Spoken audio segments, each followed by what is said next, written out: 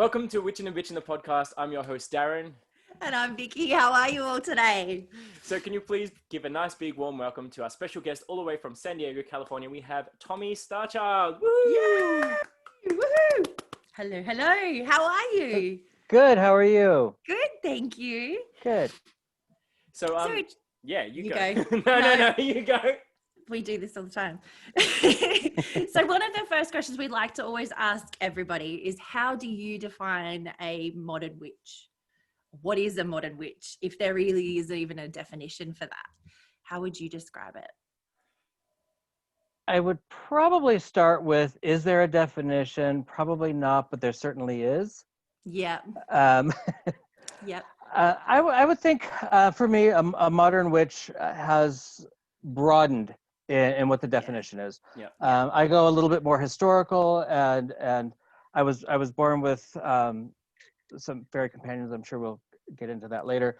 But some spirit companions that have been with me all my life, and historically, the witch had a spirit companion, oftentimes also an animal spirit companion, and integrated and worked with and spoke to land spirits and spirits of nature around them. And so that's often what I think about when I think of a witch, even in traditional and even in modern context. But in modern context, the word has broadened to encompass a lot more things, from a personal identity, whatever that identity might mean for that individual.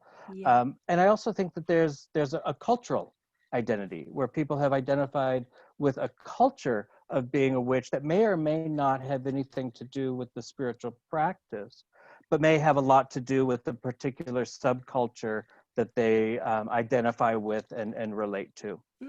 Yeah, definitely. Another question I had, because I know that you are a part of, you just mentioned it a little bit then, that you are a part of the fairy tradition, which we have, that's not something in Australia we know a lot about. So for you, what is that in it is broader? I know it's probably a really broad and open question there, but can you explain a little bit about that for us? I will start by making it more confusing first. Okay, good. So beautiful. Great. That's what we love. Good place to start. Perfect. I am an initiated priest in the Anderson Feri tradition, and so I'm part of a traditional American witchcraft, modern American kind of folkloric tradition, and I'm also a member of Radical Fairies. And I'm also an apprentice and host of Orion Foxwood's Faery Seership in the House of Brigh. And so I'm in the tradition of Faerie, and I'm part of a community of Faerie, and I'm also an apprentice in Faerie. But the spellings are not the same. Yeah. Yes, I was actually going to ask that question. Yeah. So I can talk Faerie, and I will know what I'm saying. And in my head, I'm switching spellings in the sentence, including all of them. And have to backtrack and go, Faerie, Anderson Feri is spelled F-E-R-I. Okay, and what's that one? That means specifically Anderson lineage Feri. That's the lineage-based. That's the lineage-based, Victor and Cora Anderson, correct. And that is a tradition steeped in its own folklore, steeped in its own mythos. Of its origins, but Victor and Cora are noted as the founders of the tradition, and Cora had roots in Appalachia, so there is some old American folk magic that's known by many different names in America. Conjure is one of the more popular ones today. And Victor also was familiar with and worked with various types of folk magic, and he also, Victor was an unusual person. I consider him a modern day mystic, and he was legally blind, although he read a lot. He read tremendous with a big magnifying glass while sitting in his rocking chair. Oh, really? Yeah. Oh, so legally blind, not. Yeah, not okay, gotcha. completely. Yeah. He was dropped on his head when he was a child by his sister. I think he came into this world with a gift, and I also think that getting bonked on the head also had an effect. If nothing else, shutting down his physical sight and opening up his astral sight. So a lot of the work he did was on the astral, and a lot of the viewing of what he did of the physical world was through viewing through the astral and back to here. So a lot of what Victor got came from past lives, from his dream time, from work on the astral, as well as work in his physical, everyday life.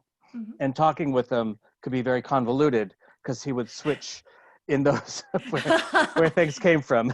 It's like, which world are we in at the moment? Which plane are we talking? Exactly. And I came into the tradition through the Ellinkin line. My initiator is Dominic Elmirian, excuse me. Yeah. And our line in particular has a little bit more of a unique imprint on it, in that possessory work is a cornerstone of our ritual. And so in our rituals, we actually commune with deity physically present. The priest that's carrying, generally in our line, we do what we refer to as full possessory work. So oftentimes there's no memory, or if there's a memory, it's kind of like a dream when you wake up. Bits and pieces that are not linear anymore, and they just kind of fade the more you try to think of them. And so our rituals focus on communing with deity and having deity present as the oracle, for lack of a better term, within the ritual. And so our line is very deity focused. What I brought to it was my fairy companions that I mentioned earlier, by the name of Sims. They're kind of a host that usually present as four, but as a single unit in a hosting of many others. So I kind of brought into the my experience with the Ellinkin line some more what we might say traditional. I wiggle around that because I haven't studied traditional, folkloric fairy. I've had my own personal experience with what fairy is, and so that's shaped how I've addressed it. So how I've addressed most of my practice is really in a present day, in a modern interpretation, with nod back to tradition. And then the radical fairy is easier to answer in that I won't give a definition. Because anyone that gives a definition, there will be somebody else that will deny the definition. Yeah, negate the definition or present a differing view. Right. So it's really a personal identity. If you say you're a radical fairy, then you're a radical fairy, and nobody can argue with that. And it originally was started more as a social political experiment, really, and then kind of grew from there, centered around foundation of subject consciousness. Started by Harry Hay, or at least a lot is attributed to Harry Hay. He doesn't consider himself the father, or didn't consider himself the father of it, but certainly was one of the primary figures. And then the Orion Foxwood House of Brigh Faerie Seership Institute, which does tip into folkloric fairy, because he studied with R.J. Stewart and studied folkloric fairy, but he also has Brigh, his fairy wife, that has brought things forward not only out of folkloric fairy practice, but also recreating for kind of a current time. And so he's the spelling of his fairy, is that the Faery? Faery. Radical fairy oftentimes is Faerie. And so none of that is in reference to Fairy, as correct. In fairies and pixies. Right. Like to be quite frank, like when people used to say fairies and the fae, like my mind would go straight to elementals, like actual fairies with wings, and elves and goblins and all of that kind of stuff. Like, but is that none of that is to do with any of those lineages or paths of fairy? Is that right, or am I? That is correct. Okay. In some ways, I'll bypass now the radical fairy, because that certainly can be a part of it, as an individual identity. But within Anderson Feri, that's not really the case, and also in Faerie Seership, that's not so much the case.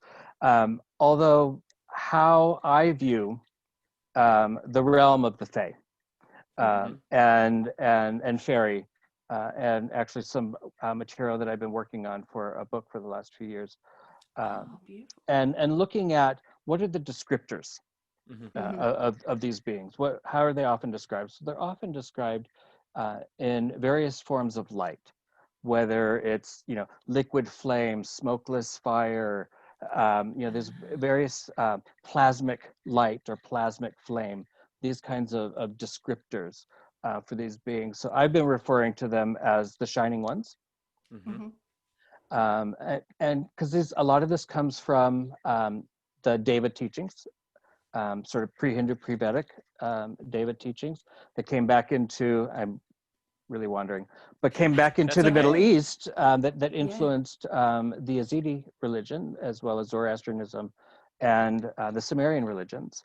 And it's my hypothesis or sort of my perspective, because I've sort of pushed it past a hypothesis and kind of sinking into this probably has teeth, is that the witchcraft traditions carried these teachings out of the Middle East up into Western Europe, into the fairy traditions.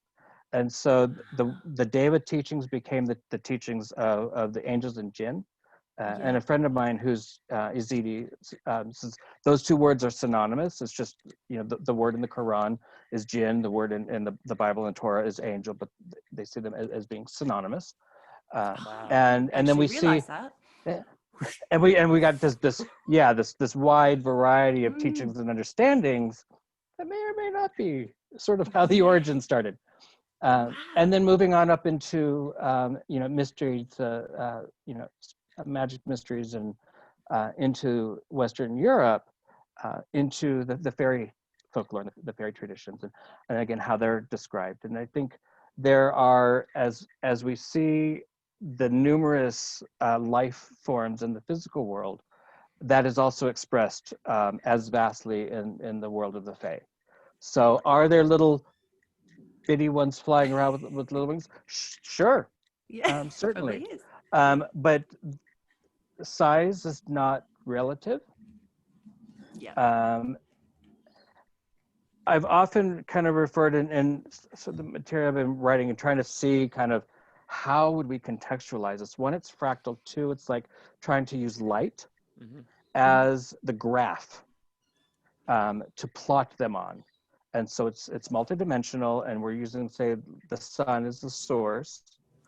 But you can use a prism and break it into its prismatic parts, and it still contains the elements of the source, but it is not the source. And then all the way down to photons. Wow. And they also carry the same qualities and strength and elements of the source, but they're not the source. And for me, that's a lot of how the realm of the Fae is represented, is in all these parts, but they're all pieces of light. And as Orion always says, all fire remembers the first flame. So all fire is the first flame, the first fire that was lit on the vault of heaven. I love that. I love that. That's even as an analogy. As an analogy, it's beautiful. I love that. I'm already feeling like, oh, now I need to read a whole heap of new books on this topic. Literally, and for anyone that's listening, if you're sitting here listening to Tommie and thinking, what the, don't worry, because I've been studying all forms of witchcraft for 20 years and you've just gone, and now my brain is just like, whoa. So where then, in your opinion, because I know with, I don't want to digress too much, but this is something that came up to me when we were just talking now, is that some people, obviously, I've heard a similar analogy talking about angels. We obviously depict angels as these very, I don't know the fluffy artistic term, but either cheruby or in these Adonis looking, Michael with his sword and in humanoid form. Right. But then I've read a lot of things where they say, no, angels actually present themselves as forms of light or beings of light. So there's a lot of synergy there. Where do you think we flipped the switch on the Fae and started depicting them as these cutesy little elemental beings of being has it come from a specific lineage or specific traditional folkloric, in your opinion? in my opinion, I steal a lot of Orion Foxwood's words, so you know, I will say that right now. He knows it. It's okay. He's coming on our show at some point in the future anyway. Awesome. So, yeah. Awesome. Get the two of us together, and you'll just lose all control. I feel like that. Like we'd literally just be sitting there going. Yeah, we'd just be like, oh. So what he has mentioned is that it was the cleverness of the Fae themselves that hid themselves when when Christianity moved into Western Europe, and the indigenous practices that were in touch with and in connection with the fairy spirits and folkloric fairy. When Christianity moved in and was wiping out those cultures, whether through assimilation or through wiping them out. Yeah, burning them. The fairies can't be wiped out. Their teachings, their mysteries can't be wiped out. I consider them to be the original form. I consider them to be pre-deity, and of the time in which, or as Sims has told me, of the time in which the earth was molten, was when they reigned over the earth, when life was plasmic. Yeah. And so in their wisdom, they hid themselves in the imagination of children. I love that. And that's why, like, there's that common thing that people say, because, like, whenever the topic of, like, seeing spirit comes up, I always talk about, I reference children. I said, well, when you're a child, you're taught, like, that there's fairies and elves and stuff like that, and you believe in them and you see them. Like, I truly believe that as a child, you see them because you have that innocence. But then as we grow older, society tells us they don't exist, they don't exist, they don't exist. So the lens sort of whatever else comes down. And then exactly. Yeah, I had that experience. I was raised Baptist. And so these things were quite real for me. And the church kept saying that my reality was not real. And I eventually kind of just gave in and chose to believe what they were saying.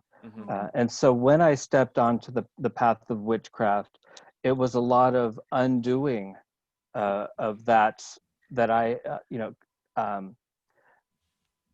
lost my word, conditioned thinking. That's what I'm trying to think of. That conditioned thinking that set up my filter by which I was, interpreting reality, and trying to remove that filter and trying to open those eyes of a child, and not just my third eye, but my eyes that remember, and to be able to see what was real to me, and to embrace Sims as something that has always been with me, but I turned a blind eye. I'm like, I don't know what that is, but I always feel it.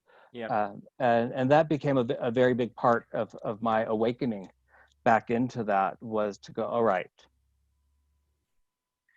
I'm acknowledging you're here, and I'm going to build a relationship with you. And I would talk to them out loud. I often suggest for folks that are building relationships with non-physical beings, to talk with them out loud, whether it's your ancestors, whether it's deities, whether it's fae beings, talk out loud. Because when we stay in our head, we keep it not so real. When we talk out loud, we're really embracing our relationship of the reality of what we're engaging with. That's such an interesting perspective. That's such a really good thought, because we do often keep it all in our head. Because you don't want to be wandering around talking to everybody, but then it does keep, in case somebody looks as we come past. But you're right, it does keep that in our head, and for want of a better word, it doesn't create that cohesive actual relationship, that is another being that we're speaking to. But then it's often like, and I would equate that to then when people say, is it all in your head? Well, if it is all in your head, then yes, it is all in your head. You know what I mean? So it's like kind of like by saying it out loud, you're then taking it outside of self, and then I like that. And you engage more senses. So when it's in our head, we're just kind of staying in our left brain, and when we say it out loud, we get to engage the full body. I love that. So, do you have any advice for anyone that is? I know I'm going off on a tangent here, but if there's someone We who's love listening to tangents. this, oh yeah, we do. If there's someone who's listening to this and they're like, they really want to tap into that and be able to experience the fairies or the fae again, like, is there any? I know that's probably a whole. You'd have to do this whole process, but what would be the what are some simple things that people can do, like practical things they can do to start unraveling and start reconnecting? And Well, I think for me, as especially as I even refocus my practice in witchcraft, Mhm. has been uh, embracing an animistic approach, Yeah. starting with animism as the foundation. And so it can be as simple as nurturing a houseplant, understanding that that houseplant has a spirit. That spirit is not only the spirit of that plant, say the I don't like to use archetypes, but we'll use that for Yeah. now. Say it's a sunflower. And Yeah. so there's a spirit of sunflower. There's also a spirit of that sunflower. Yeah. So there's that Uh, lineage, kind of the family as well as the individual. right, right. And so engaging the natural world as though engaging friends, as though Mm. engaging living beings. And I say as though, but knowing, this is a practice of knowing. I stole something from a friend of mine who's American Sign Language interpreter, and I was talking spirituality stuff, and was talking about the difference in belief and knowing. And he's like, in sign language, we have two different signs for knowing. There's Ah. to know, and there's to know. Ah, how And apt so is there's to that? know in your being, and there's to Yeah. know in your head. And so one is belief, is a Yeah. knowing from belief, and the other is a knowing that's within your being. And Wow. for me, the practice of fairy has to sink into that knowing of being. Yeah. It's not something that you can do intellectually. Anderson Feri is a very experiential practice. Yeah. It's not one that you can move through effectively intellectually. You have to get Yeah. out of your head, drop into your body, and you have to experience. You can't know a rock without touching the rock. True. But then touching the rock, Yeah. all you can do is engage the surface. But then you begin to speak to the rock, allow your spirit to sink into the rock and communicate and pull back and forth and have this engagement. Now something begins to wake up. And that to me is how Faery in particular works, and what sort of makes it a bit on the a, a unique side, or say different than some say traditional um, traditions of witchcraft Yeah, in definitely. modern neo-paganism. I guess that based on that, like I can now tell my husband and my housemate that I'm not crazy when I talk to my plants, because I have Exactly. I have a couple of peace lilies in my front room where I Yeah. meditate, and I actually commune with them. Like I sit Yeah. with them and I Yes. I read a book next to them to keep them company, and I talk to Yeah. them and I touch their leaves and I just talk to them, and I Mhm. ask them what they need or what they want, and they tell me, and people think I'm nuts, but It's not. no, it's not. It's And That's then I'm it. just and then you connecting with the plant yeah. energy. Mm. And then you move that out to a breeze. Yeah. Now, when a breeze blows across your cheek, and then, one of the things that I started doing very early on in my practice was turning my ear to the wind, Hmm. to listen for the wisdom that comes that arrives on the wind. And so that breeze, as it brushes your cheek, turn your ear to listen, to give it your attention. What is it saying? And a breeze is not going to communicate in English. It's not going to communicate Yes. oftentimes in language. And so it allows your imagination to reach out into that breeze and begin to engage. So, And that to me is how fairy becomes really alive and engaging. It's recognizing that there are spirit in all things. There's Yeah. not only the spirit that animates all things, but there are spirits in all things. and so when you're communicating, like in that, just running off what you said. So if you're communicating with the breeze, Are you seeing that clairvoyantly? Are you hearing it clairaudiently? Are you feeling it clairsentiently? Or is it just claircognitantly? Like, how are you getting that message? Or is it a combination of all of the above and some? I never remember all the clairs. I used to have a big Post-it Okay. in my shop. Are you seeing it, but hearing it, feeling it, knowing it? Like, what's the...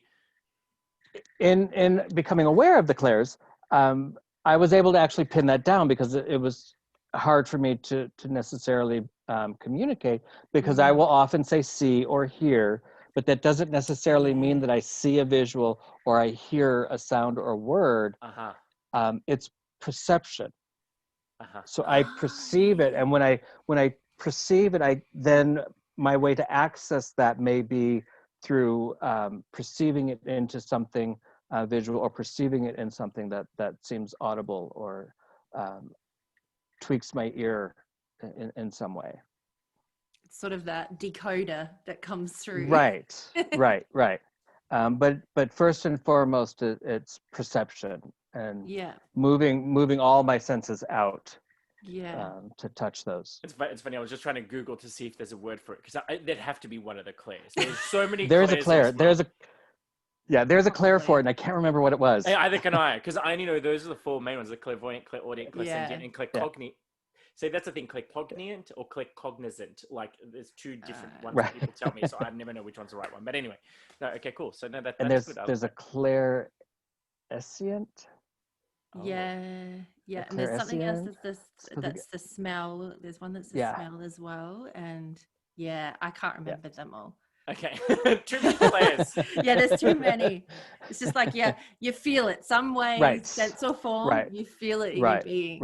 And that was a lesson I think one of my guides taught me very early on, is that I remember seeing a vision of her laughing at me because I was trying to hear what she was saying, and she was laughing at me because it was like, you can't hear what I'm saying. You have to feel it. It's a different way of communicating. And I think that's really hard for people sometimes to be able to switch to, because we're so used to being visual or auditory, that it is hard when when you're first on that path a little bit to open to those other senses.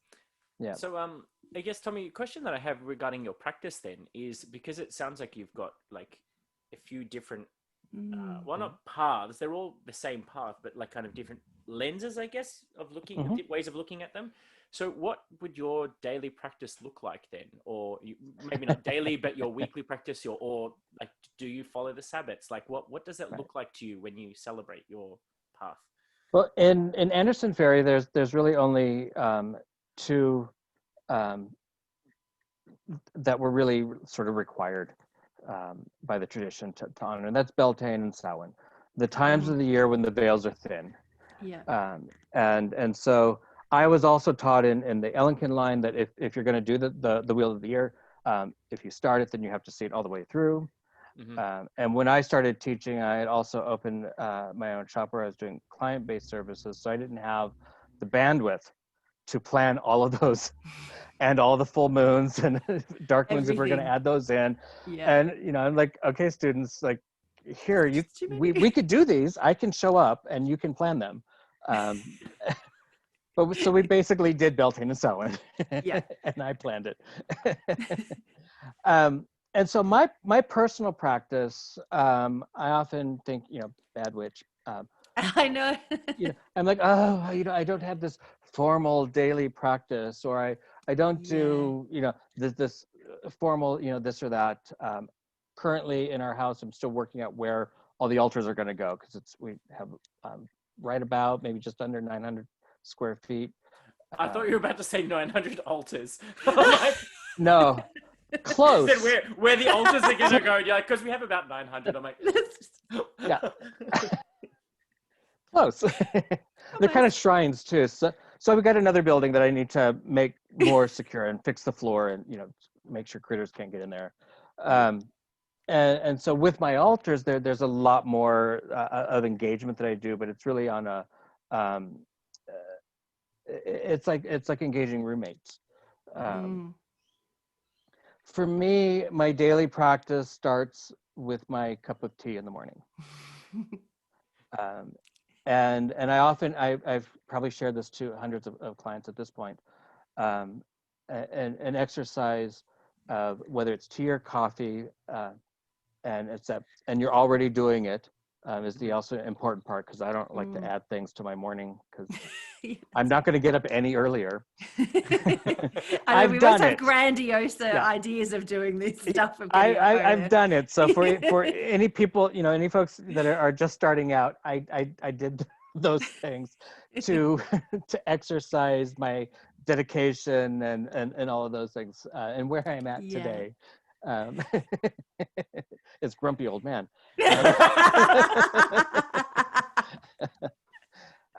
But so the exercise really started with just enjoying. Can we swear here?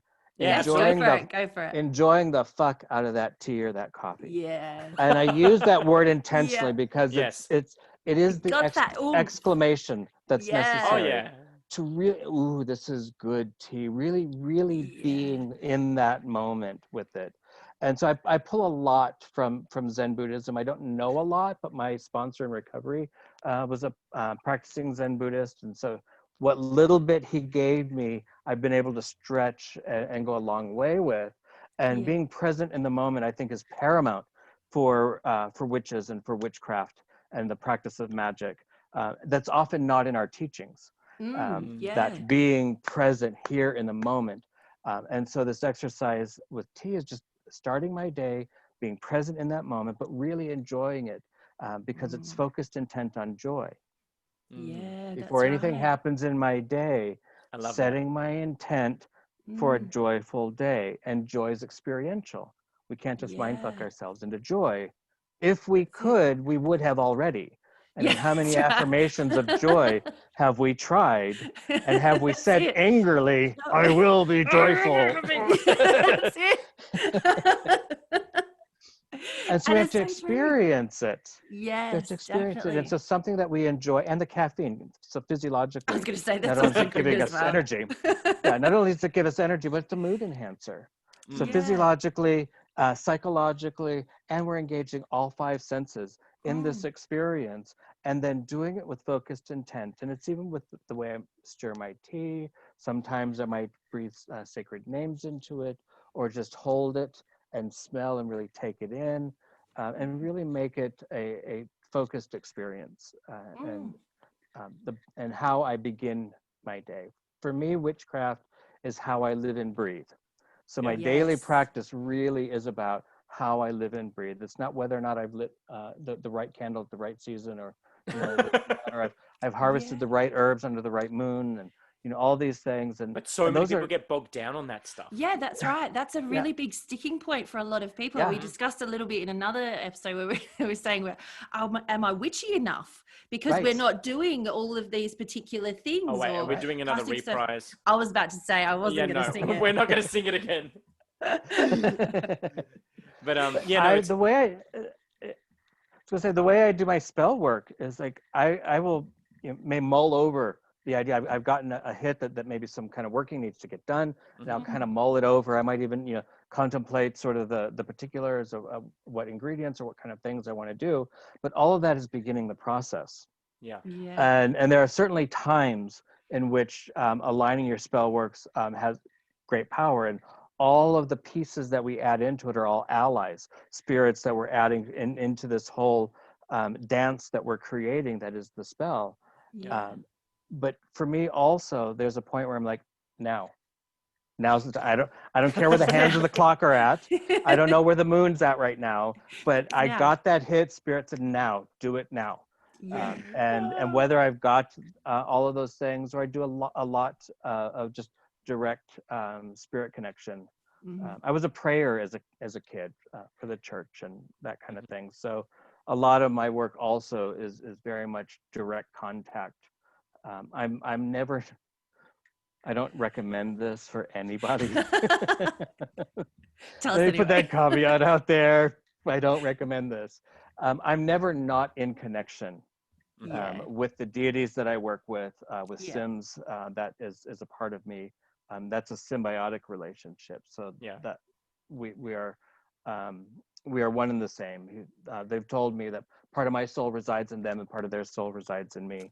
So my ears always turned in that direction. I've got one eye in that direction across the veil, and I kind of walk my day-to-day life with one foot in this world and one foot in the next, which is also very Anderson Feri, learning to find that balance, or as they say in witchcraft, riding the hedge. Yeah.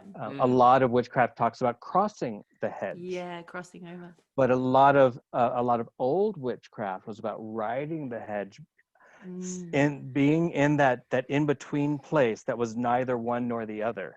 Yeah. And in that in-between place is where magic happens. Yeah. And so that's the crossroads. That's the tweeny places. The tweeny places are where you can go to engage and embrace fairy.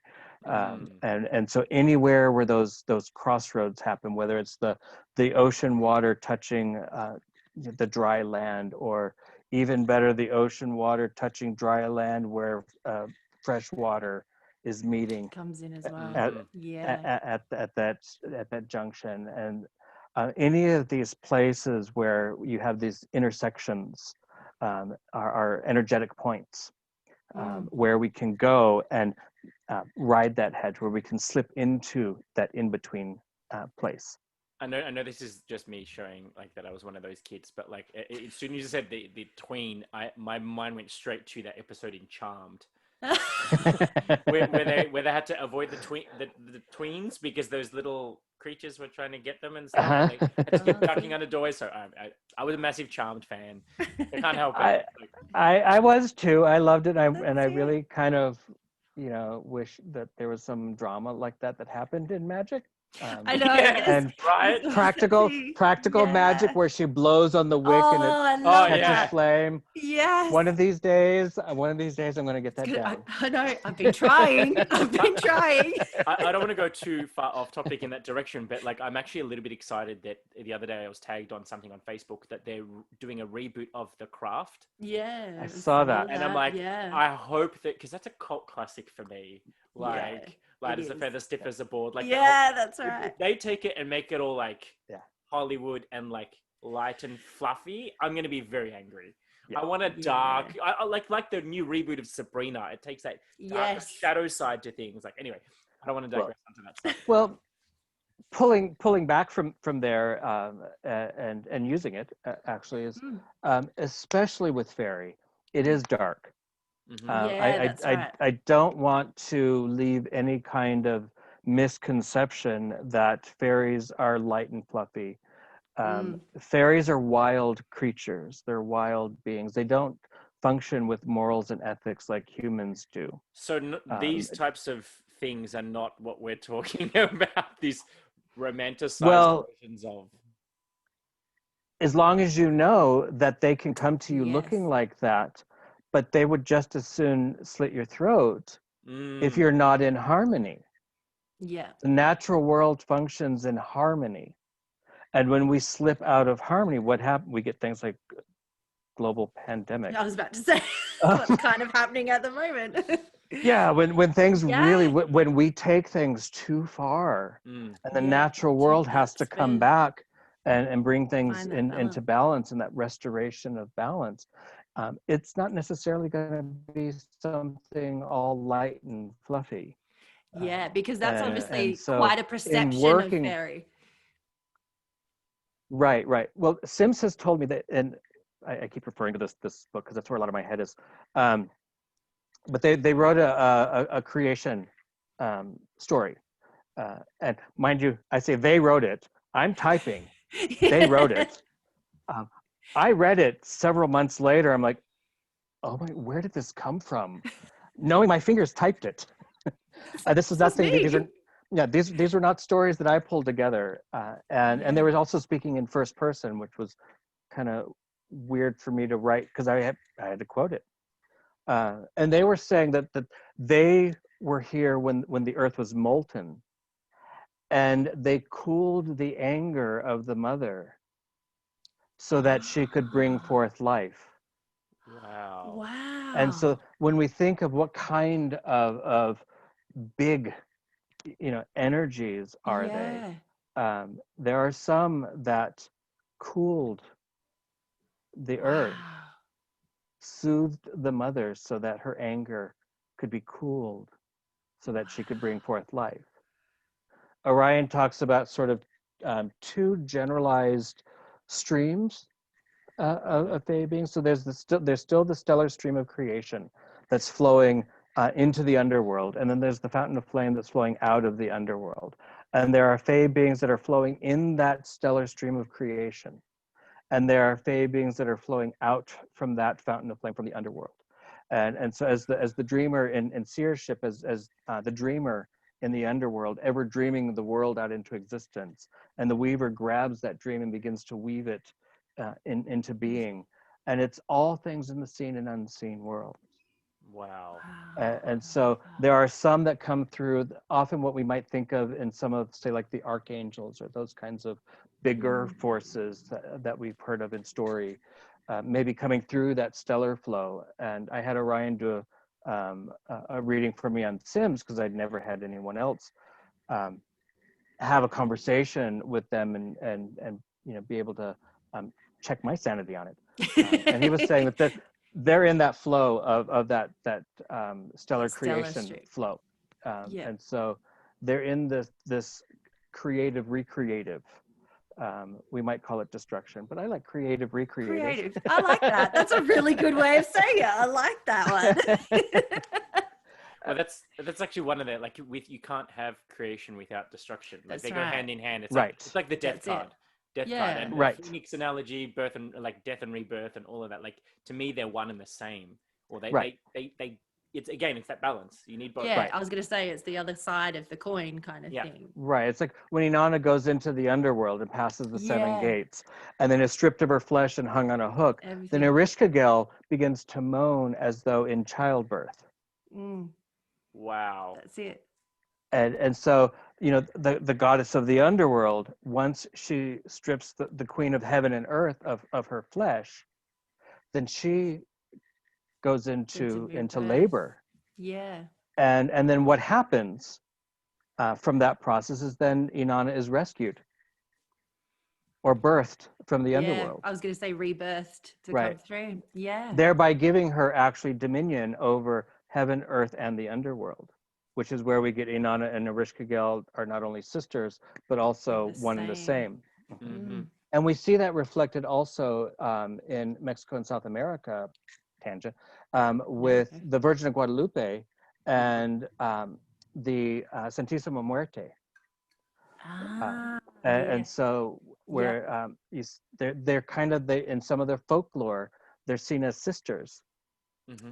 Yep. But then they're also kind of, sisters are kind of somewhat one and the same as well. Different version of the same. Right. Yeah.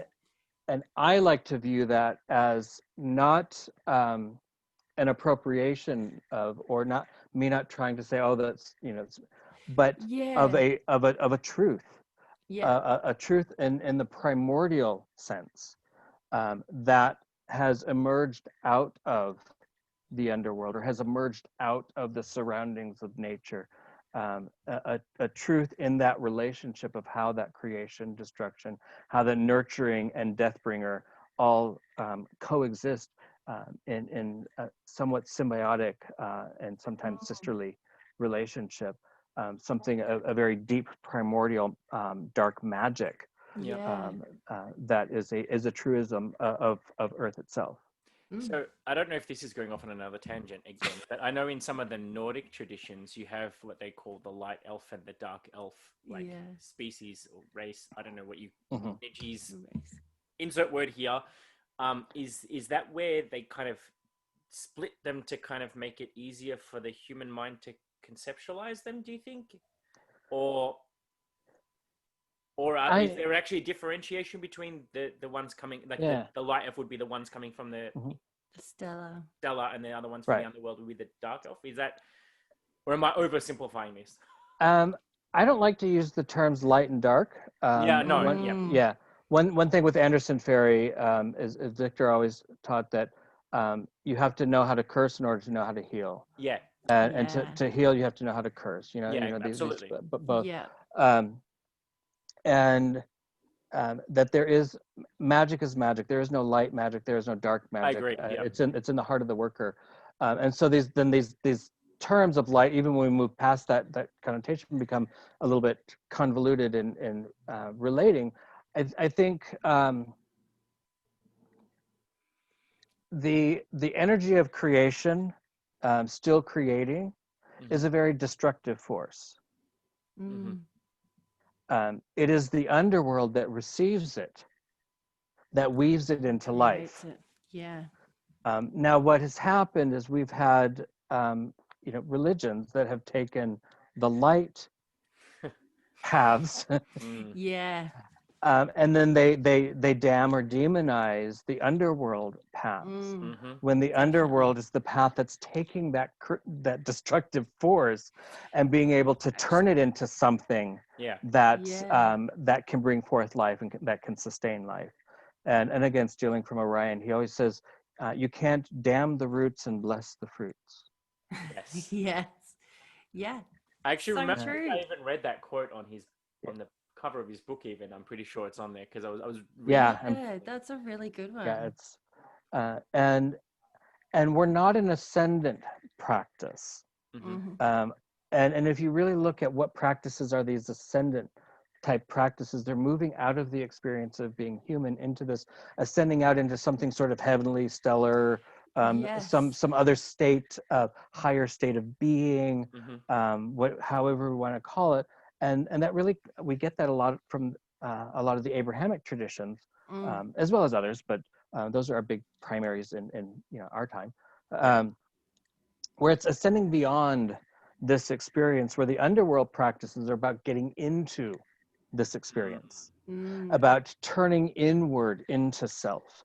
And I think the early mysteries, at least what I've been able to gather in my work with the Yazidi, is these underworld practices, or the serpent energy, or the peacock energy, is all about going inside.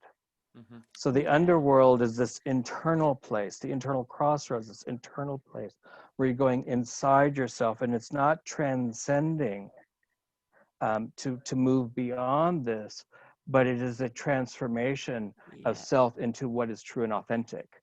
Yeah. And I think sometimes maybe it's bypassed a little bit because that stuff is the hard stuff. Oh yeah. like that's where we, like that is where the real work really is, and where you really have to. And you wonder sometimes, is it a little bit bypassing to be looking to transcend rather than really experience what is here? That's like, even like you can cross relate that to even like, I mean, I outside of the witchcraft and stuff like that, like I work as a coach, and like I love doing shadow work with people, psychological speak, like shadow, like when you're talking about the shadow self and all that kind of stuff, because that's where all the juicy stuff is.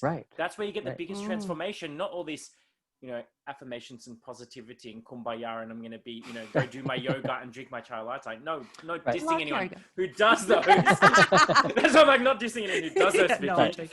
No, I'm just saying, like, people have this misconception that you have to be this light source and this light being in order to transform. But I'm like, no, you need to go into the darkness. That's where you get the real juicy stuff. Yeah. It is the Lotus Mysteries. We see it in the art of in the Himalayas. We see it in the Buddhism that still maintains deity imagery and art, as well as Hinduism and things, where they're sitting on the lotus. And the whole metaphor story of the lotus is the lotus starts with its roots in the muck and the mire of the pond, and then the stem begins to ascend through the pond, which is the physical world, and the muck and the mire is the underworld, until it breaks the surface into the stellar world and opens as the lotus. And so then you see the ascendant master, or you see the divinity sitting in the lotus itself, because they have taken that kundalini, that energy from the underworld, pulled it all the way up, and now they sit in the seat of the lotus. This is like just, I'm like, you're literally like, you're going to so many different realms of like my way of thinking about life, and I'm just like, oh, this is just so nice to talk to someone who I could intellectualize these topics. That if I was to talk about this with some of my friends, not all of them, but some of them, they'd be like, They're just That's looking how. at me like, you know. Yeah, I get that a lot. But I love it because it's like all of these things, like, and like people view religion and spirituality as like all these different paths and lineages and doctrines and dogmas and whatever. They see them as unique and separate, but like I mean, my claim is that I practice what I call eclectic mysticism. So rather than having this intimate, up close and personal relationship with source or spirit, I pull myself back and appreciate it in its entirety. Right. So I'm not Right. so like, I'm not going to get offended if you say that you disagree with me, because I'm not that Right. close to it. You know what I mean? Right. I don't hold it so close to me. So Right. and it's like, that's a lot of thing that people, they think that like they're all separate. I'm like, no, they all have so much the same. It's not funny. Like, it all comes from the same energy. And humanity shared, and you know, information and wisdom was a commodity that was shared as people migrated, and that information, especially the mysteries, commingled.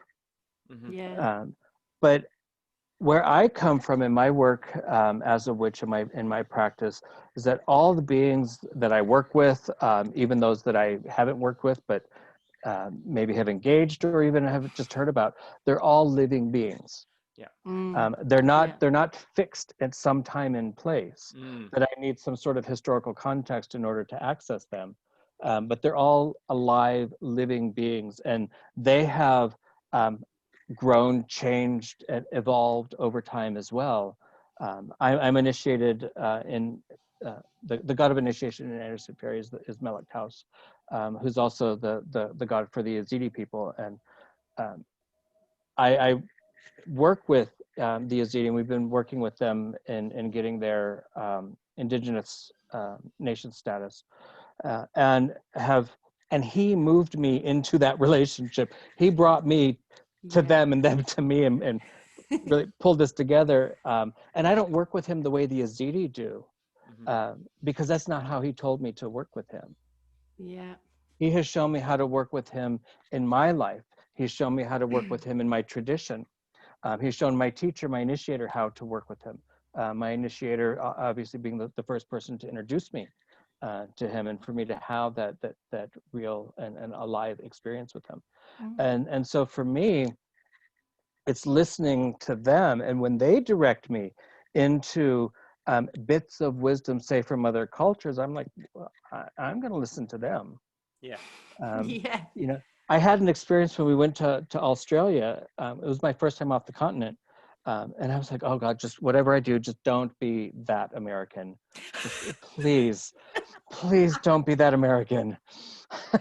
So I was really, I'm like trying to be very self-aware and self-conscious. And so I get there and I have this deep sense of familiarity. I'm like, oh my God, here I go. Here it is. It's coming out. You know, I must have been from Australia in a past life, or, you know. But I had this deep familiarity, and I wouldn't say anything, and I wasn't saying anything to our host for a while, and it just kept sticking with me, and so Buck, who was our host, took us out. Coffs Harbor. Up in New South And Wales. there's that peninsula that pokes way out into it, and so you could stand out on that peak. And so we had walked up there, and we were standing out there, and there was this big vein of quartz that was right there on the surface. So I'm like, all right, I'm just going to kick my shoes off, and I'm going to stand here looking out over the ocean on this quartz, and I'm going to sink my awareness down into the stone, into the spirit of place, and I'm going to ask, okay, what is it? Why is it you feel so familiar? I don't understand. And what I heard back as plain as day is land is land. Yes. Yeah. And it all fell into place for me. I'm like, oh my God, we make these barriers. We draw the borders. And at one time, all the land was all one. All just one big, Pangea. And the earth is one. The earth is not made up of bits and parts. We created those bits and parts. And I think as we move forward, and I don't want to, obviously America, the melting pot, we see how well that's working. So I'm not trying to do that. In honoring the global diversity, there is healing that needs to happen in the coming together. Yes. Yeah. Humans can bridge the Yes. gap where land has drifted from one another. Yeah. Humans can touch the waters that touch the shores of other countries. It was brilliant for me. I don't go in the ocean here. It's really cold. But it was brilliant for me to go into the ocean from Australia. We went down to Emerald Coast, Emerald Beach. Yep. And got into the water. I'm like, this is nice and warm. Yeah. And I got to feel this mother that touches the shores of where I live, that is too cold for me to get in there, and got to embrace it. And I felt very close to home. Yeah. Even though there's this huge, vast ocean between us, I'm like, but it's not. Well, No. That water It's all is one and the same. water. Yeah. And so as my feet got wet on that shore, the water that's touching my feet is touching the shore of my hometown. And so it really helped me move beyond this idea of our boxes that we put ourselves in. And I think if humanity is going to find a way to heal itself, it's going to be in the embracing of our diversities, but understanding that we have to come together to reunify that which has been divided. And that which has divided has been us. Yeah, that's right. And so we have to reunify that. And I think that's why the fairy mysteries themselves are surfacing. Sims had told me a couple years ago, we were talking with someone that they were they are in the craft, they're modern neo-pagan, but they're very in the scholastic world. Yeah. And so they were like, I wish I had this kind of relationship, and it's very, very different for me.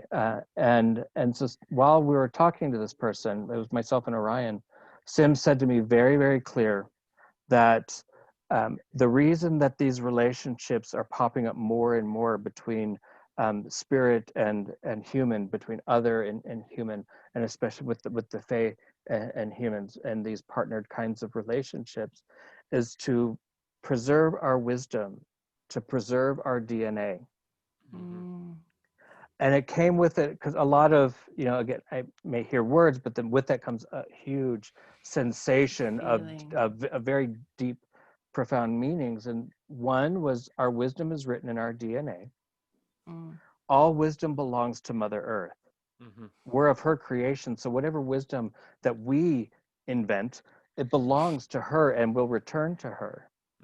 And that the Fae are going to, if we do ourselves in, they're going to pluck that wisdom. But it belongs to the mother, and they'll reintroduce it, because another, eye opener is evolution hasn't stopped. Yeah, that's right. It didn't reach the creation of humans and go, I'm done. I've made my masterpiece. So we're not it. There's something after us. And if we do ourselves in, if we make this place, uninhabitable for humanity, well, bless our sweet little hearts, we're not killing Mother Earth. No, she's too she'll quite easily wipe us out of a little flick. Like Pence should have, with a fly on his head. Yeah, that's right. That's right.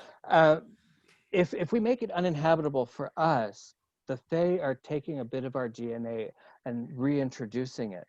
And I don't think what becomes will look necessarily anything like us. So I don't know if this is going off on a way out there tangent, but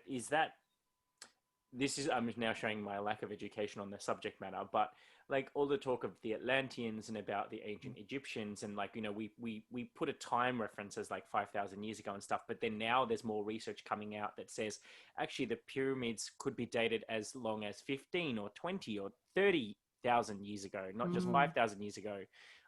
Is it like, would we equate that this is essentially what we're talking about, because we're starting to see this awakening when more and more people are starting to, think that maybe it is a possibility. Why would we be the supreme race? Surely there was other races before us. Right. Is that what we're talking about when we say, like, they'll just take it from us, wait a little while, and then reintroduce it to a new? Right.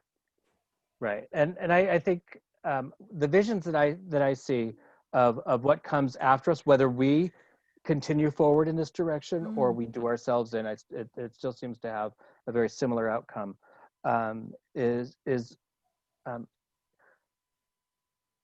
back up, and I'll introduce something that I'm back to that book again. Researching Genesis and books that were left out of the Bible.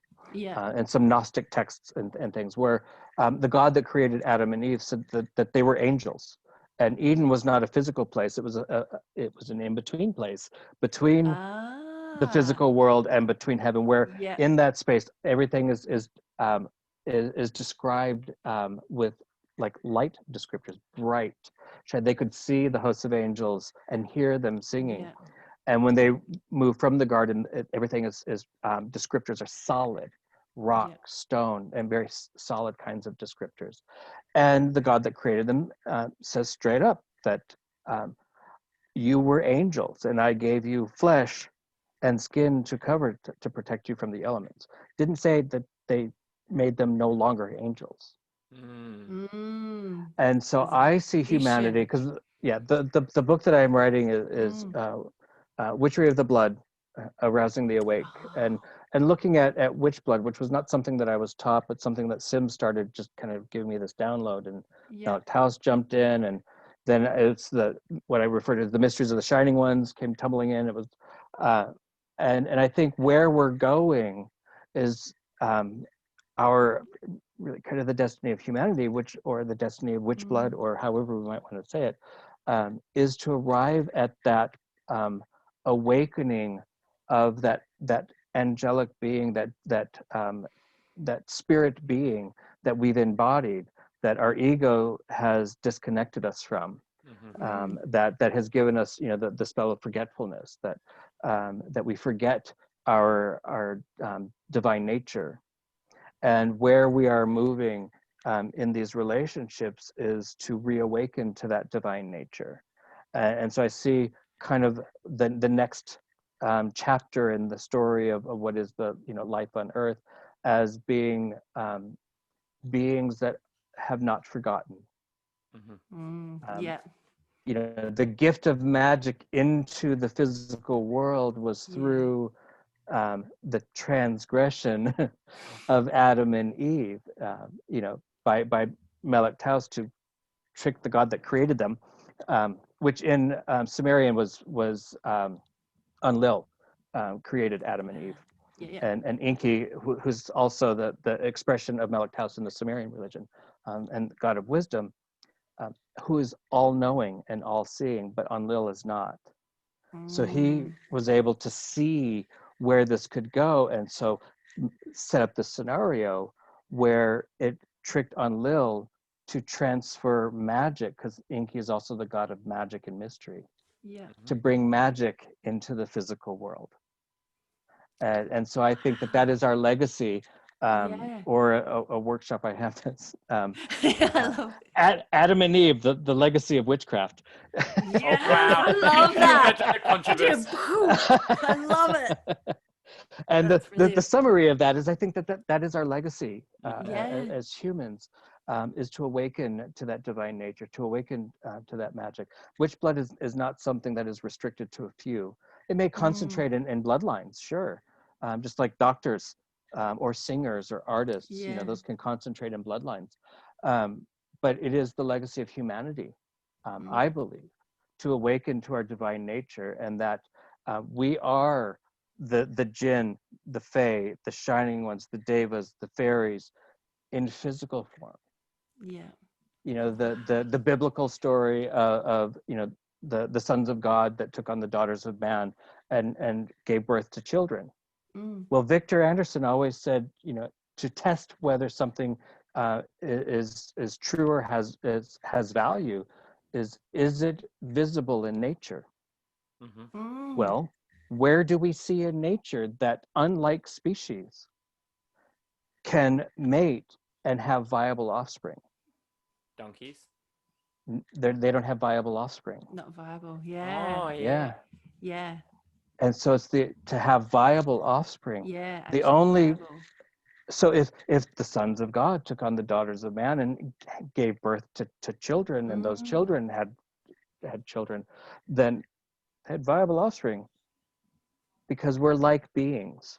Yeah. Yeah. There's We that are not essence in the thing. unlike Yeah. unlike the Fae. Yeah. And that's why they have such a relationship with us, and why they will kick us in the ass a lot of times. Yeah. Because we forget that we are like them, but we also constrain ourselves. Yeah, and that's and right. we go against our own nature, we go against our own good, and we go against the natural world, and you can't go against nature. No. You No. just can't. There's a Love and Rocket song. I'll poorly quote it, but essentially it's to go against nature is part of nature too. Yeah, of course it is. Yeah. So everything that we do is still part of nature, but we can go against ourselves. Yeah. We can go against that which will sustain our life. Yeah, we can. And the fairy realm can heal the damage that we've done, but they're not going to do it for us. No. No, They'll do it with us, yeah. or they'll do it after we're gone, but they're not going to do it for us. Yeah. And so Orion has coined the House of Brigh Faerie Seership Institute as eco spiritualism, eco magic, eco spiritualism, working with the ecosystem that is the earth that we inhabit, and working in a co-creative relationship with Mother Earth and all the beings on the earth, both seen and unseen. That's right, because we often disconnect from that. Right. I'm glad you gave us that definition, because that's actually one of the things that I was conversing with Orion via email when we were arranging for a future date for him to be on the show. And when he said eco-spiritualism, like Vicky and I were talking about, I'm like, I know what those words mean individually, but to hear them together, my brain's just like, what? Right. It makes sense though. When you explain it, does. like, Perfectly. Sense. Right. If the witch is not doing work in connection with the ecosystem around them, then we're devoid of it. Yeah. Like I mentioned, conjure is a big thing, and I consider myself, for my family, I come from a family of conjure workers in the South, but I consider myself a modern conjure worker, spirit worker, and that I don't do the traditional. I make up my own recipes. I understand the magic underneath it, and you may be able to follow a recipe, or you may be able to understand, have a deep relationship with these herbs, but if they don't come from the ground you're on, you can still get some magic out of it. I'm not saying that you can't, but nature is going to provide around you that which you need. Yeah. Look at the weeds in your own yard. Develop a relationship with the weeds in your own yard. Sink your feet into the soil where your foundation is planted. And if you're in an apartment or whatever, find a way that you can touch it, or just drop your awareness, because the foundation of that building is going to be rooted in soil. And so we're never not connected to the natural world. We're never disconnected from Mother Earth. Well, and so we can drop our awareness. Right. But even then we're still within her realm of influence. And so we're never out of that realm. And so for me, witchcraft and magic, and as Orion says, the eco-spiritualism is about staying engaged with that. If all I'm doing is my high rituals in my temple and all that, and I'm not really sinking down into then it just becomes my pagan version of organized religion. And going through the motions, and I may do it really well, and I can get maybe even a lot of dramatic results. But what is it doing in the larger picture? As Buddha said, when he Buddha means the enlightened one, and when he achieved enlightenment, which is the goal of Buddhism, to achieve enlightenment. And when he achieved enlightenment and he looked and saw that the people still suffered, he felt compassion. And in the Buddhist sense of compassion, that means to suffer with. Yeah. And so the deep mystery there is that Buddha can actually not become enlightened. He cannot be Buddha Around him. until everyone else is relieved from their suffering. And I think that is the heartbeat of what witchcraft, of what good spiritual practices have in them, are that interconnected nature with all that's around us.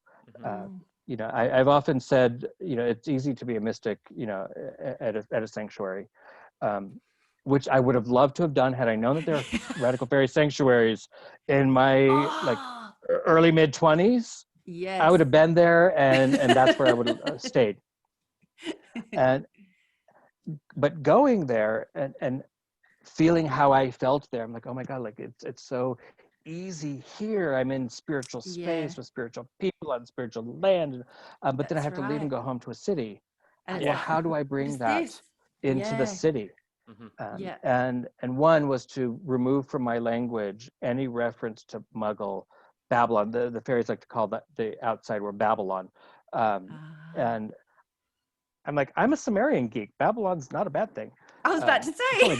It's only bad in the Bible. But there is no Muggle world. There is no world. There is no world that does not have magic in it. We may not have our awareness turned to it, but there is no world that does not have magic in it. I think I'm guilty of calling a few people Muggles. All right. I'm not telling people how to do it. I'm just saying where I come from. No. I know what you're saying. No, it's just like it's so like, and I guess it's true what you're saying, but like it's like a few times I've used that term in my head. Yeah. Maybe even a couple of times out loud, like such a Muggle reference, like meaning that because they just don't see it, they're not aware of it. Doesn't mean it. Doesn't, and we say these things like, I need to get back to nature. I need to go out to nature. I need to, you're in it. Return to nature. And I had my first stop was down in San Diego proper, in Hillcrest in the neighborhood. So it was right in the city. And so that was something that I was kind of playing with. I'm like, all right, everything around here is very man-made, pavement and cement buildings and alleyways and all this stuff. But every car that goes by moves, and that is energy. If we look at energy as it's defined in science, energy never ceases to exist. It just shifts from one form to another. And so I'm like, oh, with all these cars and the wind that channels through different buildings and all this stuff, all of that is energy. Yeah. Well, what happens if some of that energy, kind of like you see in streams and rivers where water may flow and kind of gets caught over in a side and begins a little bit of a whirlpool, and that may be the course of how that water works. It just may stay that little bit of whirlpool and things suck down to the bottom and maybe they continue on. And so I can assume that the flow of energy does the same thing in alleyways and streets and things. So if you have an alleyway, say there's a big dumpster there that now creates a pocket where energy flows and just starts spinning. Well, what kind of life forms would then sit and grow from that energy? Wow. And I wouldn't demonize them, and I wouldn't call them parasitic, but I would call them fae or something of that kind of nature, in that they're energetic beings of some form that are created, or some manifestation of energy that's flowing in and around our environment. So we can always reach out into the natural world and find ways to touch energy, to find ways to touch nature, and find ways to connect with the Mother Earth. Yeah, this was I think this concept when in my early days as a witchling, is what I like to call myself back then. So I was actually, when I was going through the process of learning about the craft and everything else like that, like I always felt like, oh, I have to go to nature, I have to go to nature, I have to go to nature. It wasn't until I read, I think it was the book it City Witchcraft or Urban Witchcraft by Chris. Urban Witchcraft. Yeah. Yeah, I forget his title. Yeah. Yeah, I can't remember the title. If it's City Witchcraft Yeah. or Urban Witchcraft, I always get it mixed up. But anyway, it was Yeah. like, I remember reading that book, and it was the one that kind of put a different lens on it. It's like, well, where do you think concrete came from? It's Right. crushed up rock, like, and it's mixed with Right. things, like it's still earth. Right. And I'm like, oh. And then like when I started studying feng shui, it's the same thing. Like they say that because not everyone has a river flowing in front of their house, but our streets are modern day rivers. Like the Right. energy flows down the streets. So it's like, Right. obviously now read a lot more, I understand all these concepts, but it's great to hear that, like, you know, because so many people will think, oh, I need to become a hedge witch or a, you know, Need to go live in the country. Yeah. Right. Now, I will say, from- now that we live up in the mountains, there is an advantage to that. I was about to say, that's still my But dream. really, I'm still there. it clears the clutter from the head. Yeah. Because again, it's really our awareness. Mm-hmm. Yeah. We cannot disconnect, but we can forget we're connected. Mm-hmm. Yes. And in our forgetting, we can stumble. In our forgetting, we can misstep. We can lose something. We can wander in contrary directions. But when we remember, when we remember, we fall into an alignment that was already there. Stealing a quote, I steal this quote all the time from Sherry Huber. Absolutely amazing. I love all her books. And she has a quote. It's becoming who you have always been.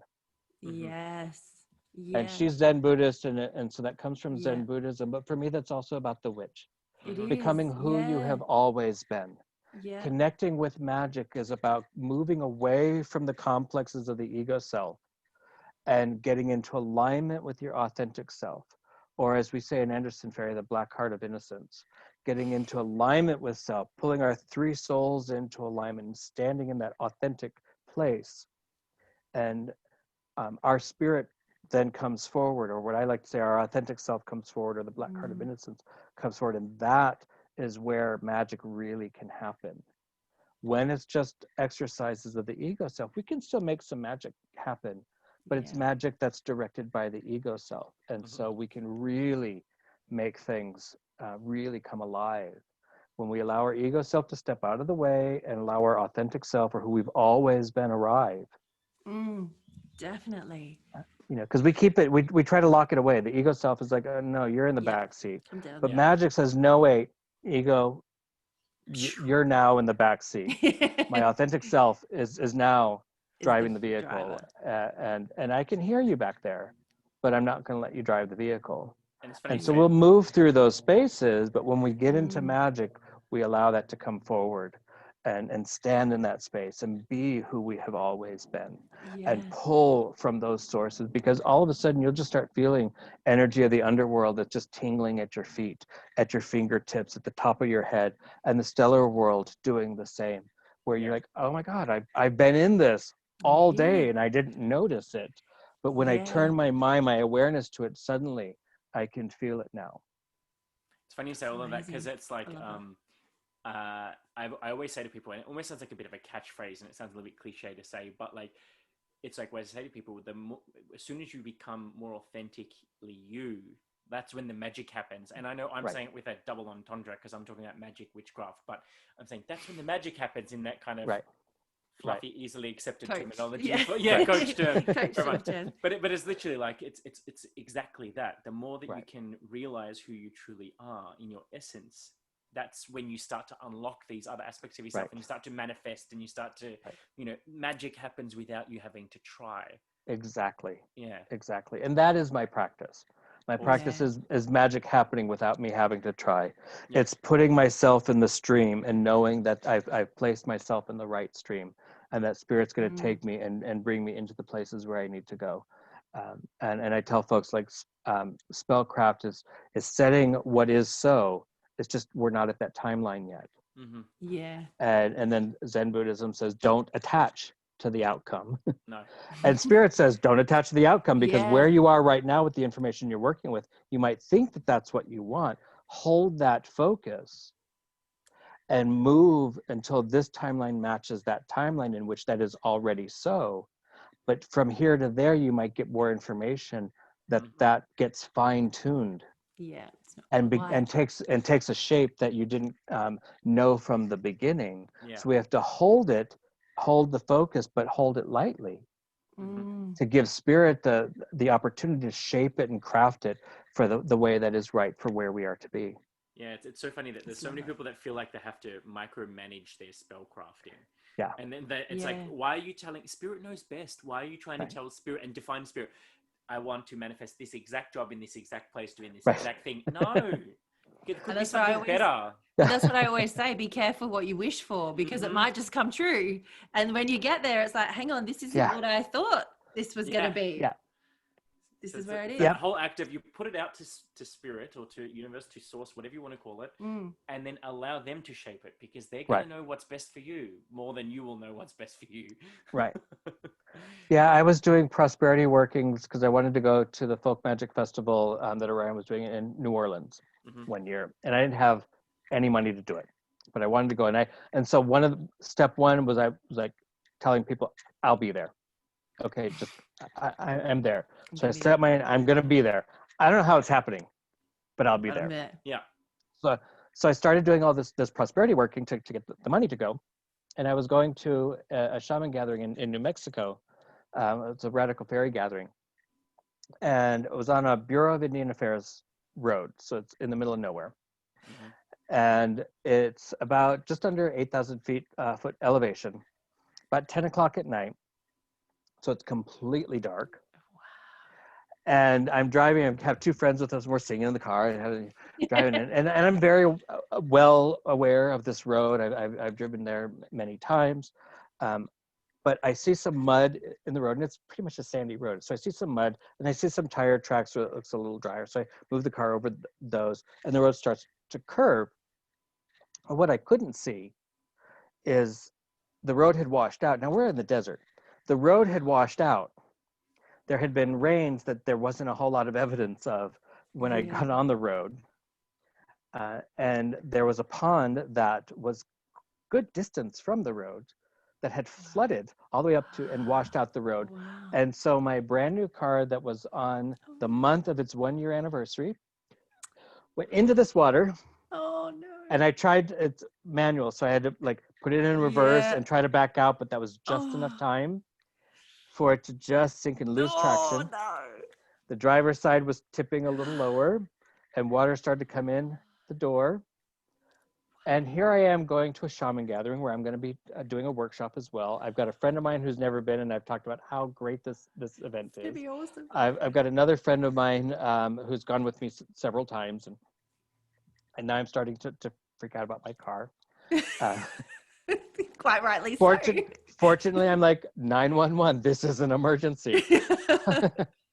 Call, and I tried the sanctuary, but they're never around the phone because it's a landline and multiple buildings, so they're never around. Never there. Thought of 911, called 911. Really good thing I did, because after that, my phone was like, no service. It said only emergency service available. Oh, wow. Got a tow truck. They hauled my car out. Water's pouring out. We pulled all the camping gear out. All my the only stuff that really got ruined was my sister makeup and stuff. Water was in my makeup box. Oh no. Yeah, all this muddy water. I was going to say this would be like, sludge. So we got to the gathering, had to let things dry out. It was too late to set up and tell people what happened. Got on the phone the next morning with my insurance company. Fortunately, I had an adult insurance and I could take care of it. Don't worry. And I'm observing myself stressing over what? Material things. Yeah. Going to this gathering. That's not about material things. No, that's right. And bringing people with me that I want to have a good time. And I'm also going to be presenting. And so, integrity is a big thing for me. And so I'm having to observe this and having to take a sidestep of going, okay, it's just material things. It'll all get worked out. Whatever happens, happens. Well, it was a Jetta sport wagon, manual diesel, very highly prized vehicle. that didn't depreciate very quickly. Yeah. The insurance totaled the car because water got into the airbag system, the deployment system. So like we don't fix that. So they totaled the car, paid out the rest of the loan, and I had a bunch of cash left over. So I not only got a new car, I had cash to go to the Folk Magic Festival. And I was like, okay, can we not ruin the car? Yeah, I was going to say, next time, can it be a little bit easier to come through? In trying to micromanage those spells, I didn't think about destroy the car, I'll get money. Yeah, that's right. Well, this prosperity spell even got better. Wait. So we told Buck that we were going to initiate him in the unnamed path in Australia. My partner David was his teacher. And none of us had been to Australia. We have a third partner, my husband Virgil. And so one or two of us couldn't go without all three of us going. So we're like, okay, Buck, we're going. We don't know how, but we're going. We'll be there.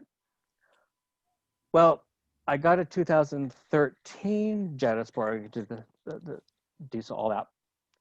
Well, then the scandal about that software thing they did for the clean diesel and Volkswagen got busted. And they were doing buybacks or like settlements. Yeah. So I could have traded my car and got another car, but I couldn't get a diesel and I wasn't going to go a gasoline vehicle again. So I took the cash option, which gave us cash to go to Australia. I love it.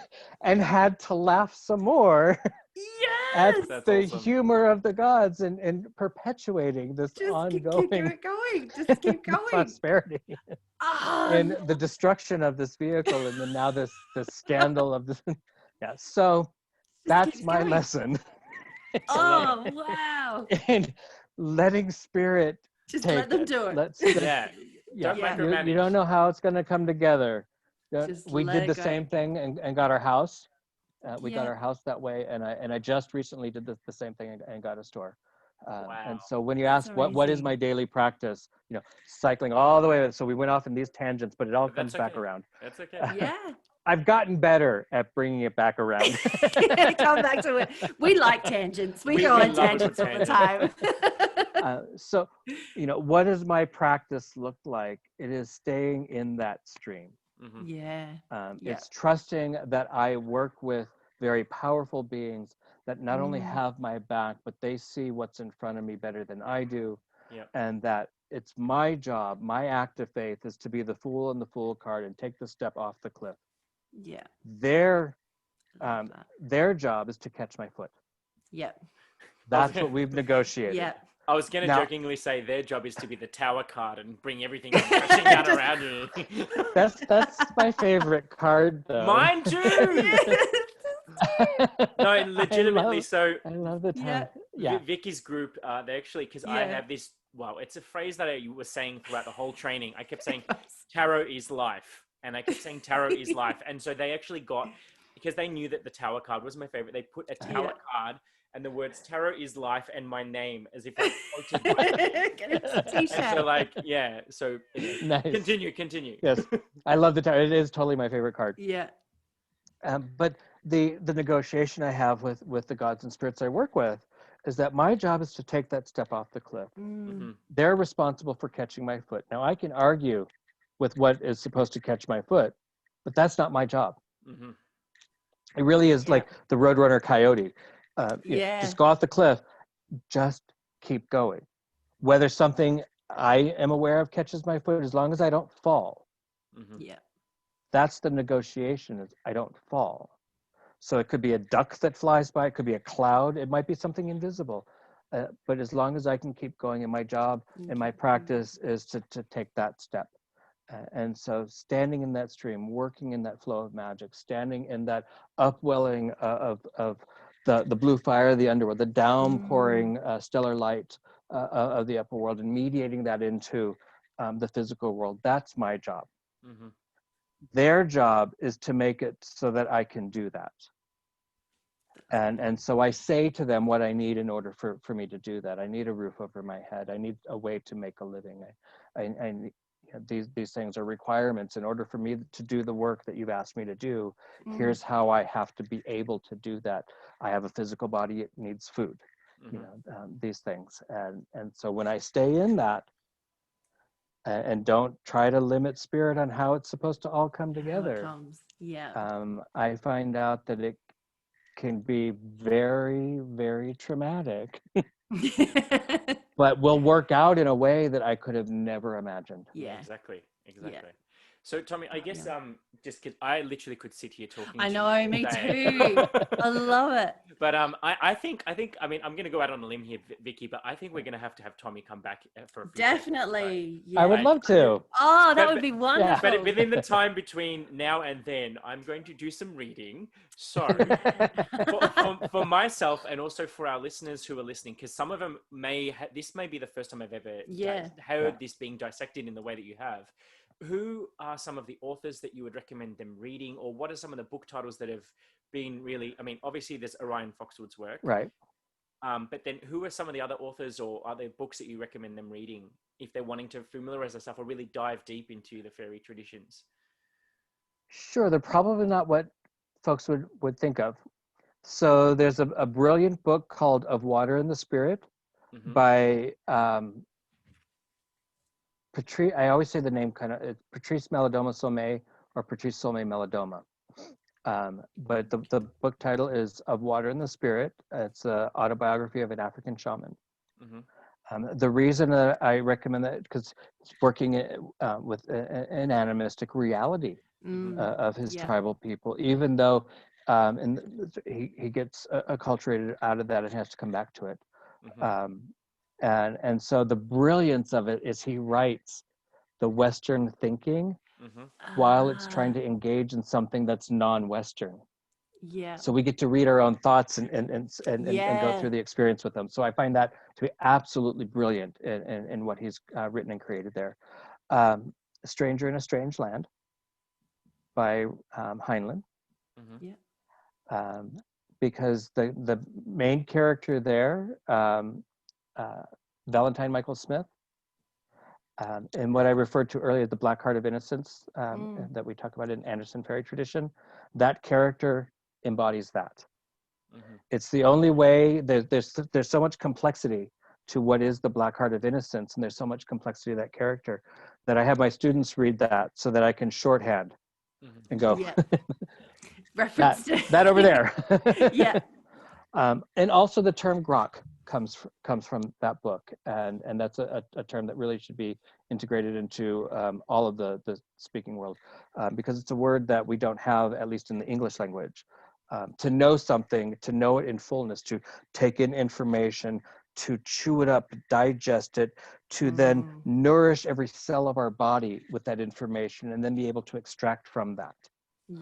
Is what that word means. And I think that's really important when we're talking about magic and witchcraft. We have to grok in fullness. And that's to really get into it, digest it, make it part of our being, and then be able to extract from every cell of our body what we're able to learn and glean from having learned that. Also, 50 Years in the Fairy Tradition by Cora Anderson, that she wrote as a 50-year anniversary present to Victor Anderson. Oh wow! There's lots of stuff of the fairy tradition that are in there, and it's one of those books. There's no chapters. It's just they transcribed conversation with her, and I remember the first time I read it, and my people come from the South, so it was like I'm like sitting at the foot of a Southern ancestor, just rambling. Like, what is this woman saying? Like, and as I really got into studying more and more of fairy, then bits and pieces began to really make sense. When I got initiated, then suddenly I'm going back, I'm like, oh my God, there's this stuff in here. And so you don't have to be initiated to get it, but it's gonna be the best example of what fairy is from the perspective of Cora and Victor and how they lived it. Also, let's see. What else do I inflict on my students? Well, another one, another one, and this is about getting into that relationship is by Sherry Huber, called "There's Nothing Wrong with You." Healing the wounds of self-hate. I find that book to be paramount if you're going to do any kind of magic. Orion talks about, and I highly recommend this book by him in particular, is the Candle in the Crossroads. It's his book on his Southern folk magic that he grew up with, and also Flame in the Cauldron. That's the one I've got. Witchcraft. That's his witchcraft that he. And in I think it's Candle in the Crossroads. He talks about the path to the mystic, is the spiritual, mystical, and the magical. These three stages, and a lot of our modern neo-pagan practices and teachings and things teach us the magical. What I refer to as the nuts and bolts. It's getting into God's toolbox and trying to use the tools and do what the gods do.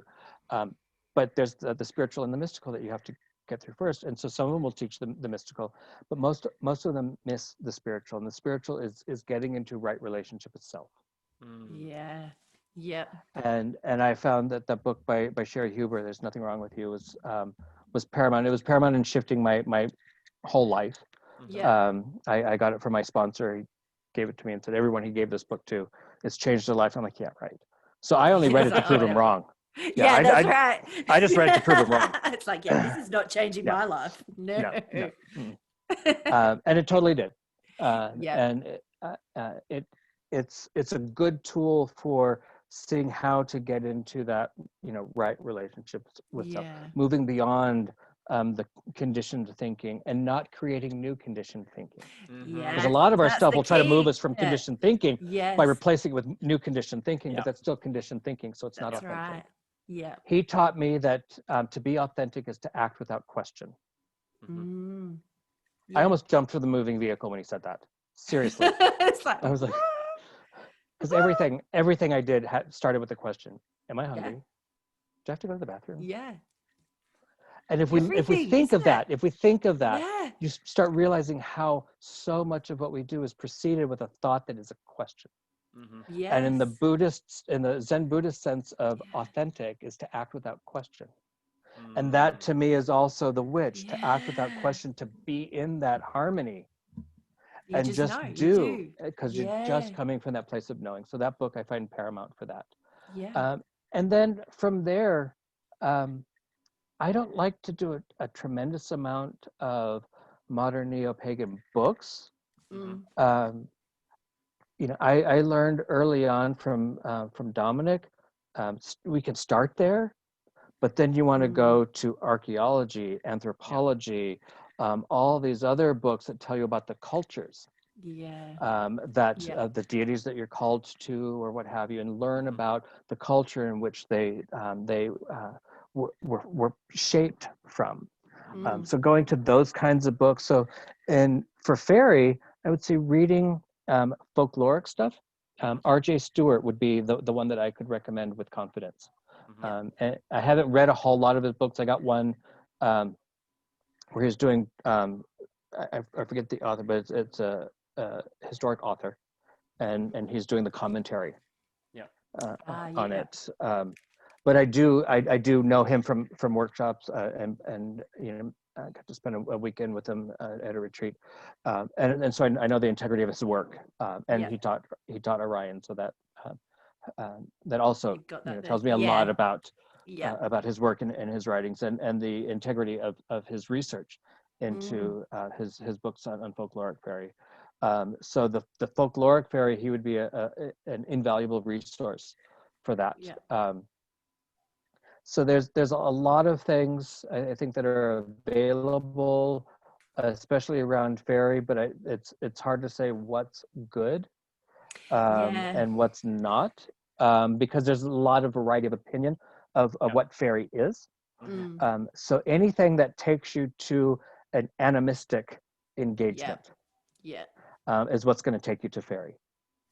So the folklore is going to help you understand it in a folkloric context from the British Isles. And in Western Europe, But the fairy tales, linguistically, they have traced the history of those linguistically back to the Middle East, back to northern Iraq, Turkey, Syria, which happens to be the ancestral homeland of the Yazidi people. Wow. Because that's So, around the Mesopotamia region, Sumeria, yeah, Mesopotamia, Babylon kind of right, area. right. And so I would highly recommend Going back anything there. Sumerian. Yeah. Yep. Because I'm a Sumerian geek. I'm doing a course on Sumerian Mesopotamian civilizations Oh, wow.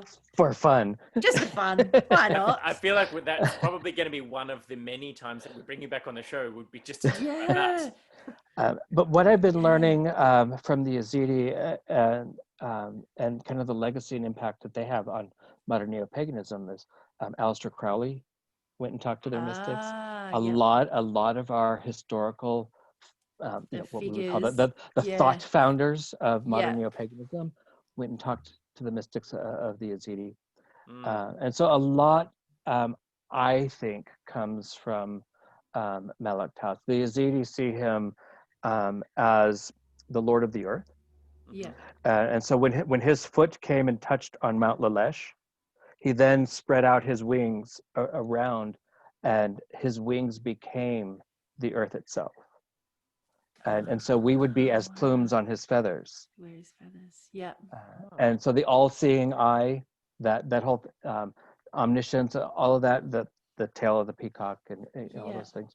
And so we see how a lot of bits and pieces of him and what he kind of represents and emblematic of him and symbols of him have filtered into a lot of different traditions.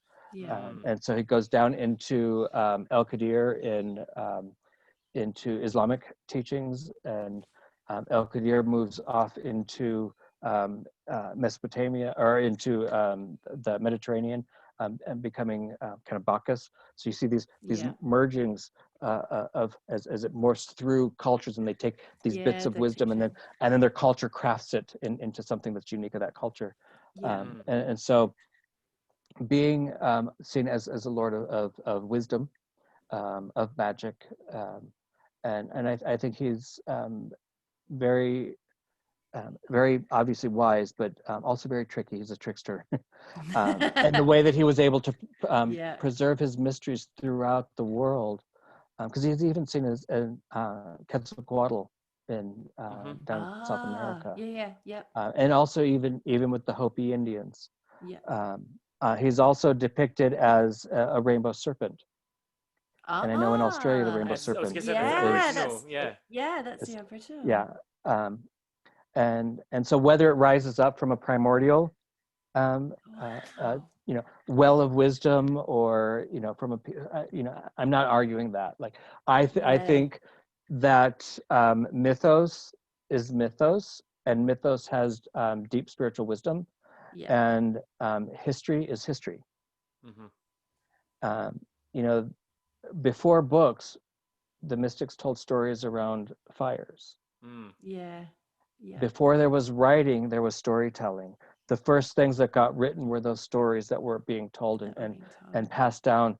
And those stories, by each storyteller, are being told differently through the magic and creativity of the storyteller. But in them are the seeds of the mysteries. And Victor taught in a variety of different ways. He taught to the individual in the way in which that individual needed to hear it.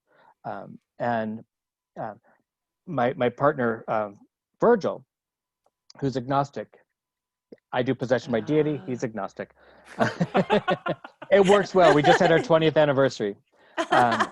But he took a literary reference and offered it to me, and it's the map, not the terrain. So also we hear that, it's the map, not the destination, but I liked the terrain because the textures and the richness. That's the. And so the words that we use to tell the story have value, but they're not the terrain and they're not the destination. You have to get underneath it and find that stream of wisdom. Peeling and I it think back when we like do that, right, and I think when we do that, we begin to find what I like to refer to as these primordial truths. Yeah.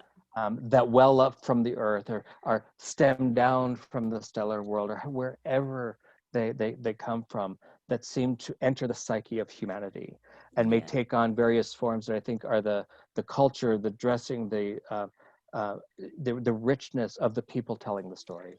Yeah. And so it's not to again, the melting pot. It's not to homogenize things.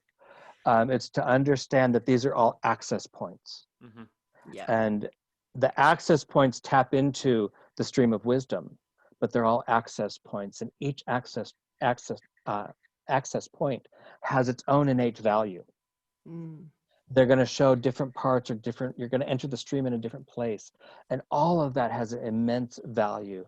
So it's not about this, there's, you know, the one true God, or all gods are one God. All breath is one breath, but we all take one. That's right. Yeah, you know? that's right. And I'm not stealing a breath out of your lungs when I take one. No, that's it. And all light is one light. If we're talking about our sun as a source, but then look at all the other stars. Yeah. But every fire knows that it came from that the first flame that was lit yeah on the vault of heaven. I love how we've gone full circle again. On so many topics have gone full circle. Yeah, come straight back around. I love it. When I'm listening, I've gotten better at bringing him back around. When I'm not listening, I wander over here, and I'll even catch myself going like, where the hell am I now? What am I doing? I need to come back, but where am I going to come back to? It's funny, my head got in the way. So like, it's funny because like one of my guides that I commune with on a regular basis, well, it's funny that even in this conversation with you, I've had her in my ear, kind of like laughing and making little sarcastic side remarks, because she's a little bit sassy, this one. But basically everything that you've said has kind of just been confirming all the things she's been telling me. She's like, see, we present ourselves how you want us to be presented. And all this kind of stuff. And she's got that little bit of sass about it. And like when you said the whole thing about how, because I perceive her as pointed eared, elven looking, but she definitely has that kind of darker streak to her, like me. And I'm saying darker just for the benefit of the listeners. Like I don't associate her as being dark, but she's got that sassiness about her, and that, you know, when I'm not listening, she's like, excuse me, if you don't listen, then I'm just gonna stop talking. Fine, I'm listening. But she's got that sass about her. But it's funny because like all these things you've said, I'm just like, she's literally sitting there saying, see, it makes sense. See, now you're gonna believe it because it's come from someone else. Yeah. But yeah, so I guess. Yeah. Oh, like my brain. I know. See, my brain just. I want to keep asking questions. I'm like, oh. I mean, realistically. I mean, unless of course you're pressed for time, Tommie. But I mean, realistically, we could just keep talking, and we can always split this out and make it a 2-part episode or something, Vicky. Like in all honesty. True. I mean, are you pressed for time, Tommie? Or? No, I'm sitting up here in the mountains with, you know, this ain't the city where I've got, you know, people to meet and places to go. That's right. Either is this. I'm in Melbourne. We've been on lockdown since March, so I'm in my house. We're allowed out now. Yeah. We're allowed out. Don't rub it in my face.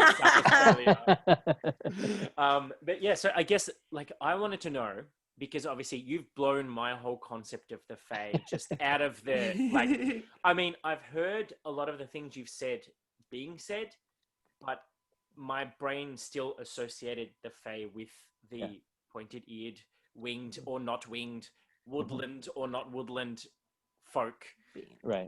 Because I guess from my cultural reference, like I come from, like my family, well, okay, 2 sides. One's Australian with like the English, Irish, Scottish heritage. So there's that side, but then the other part of that heritage is also Australian Indigenous.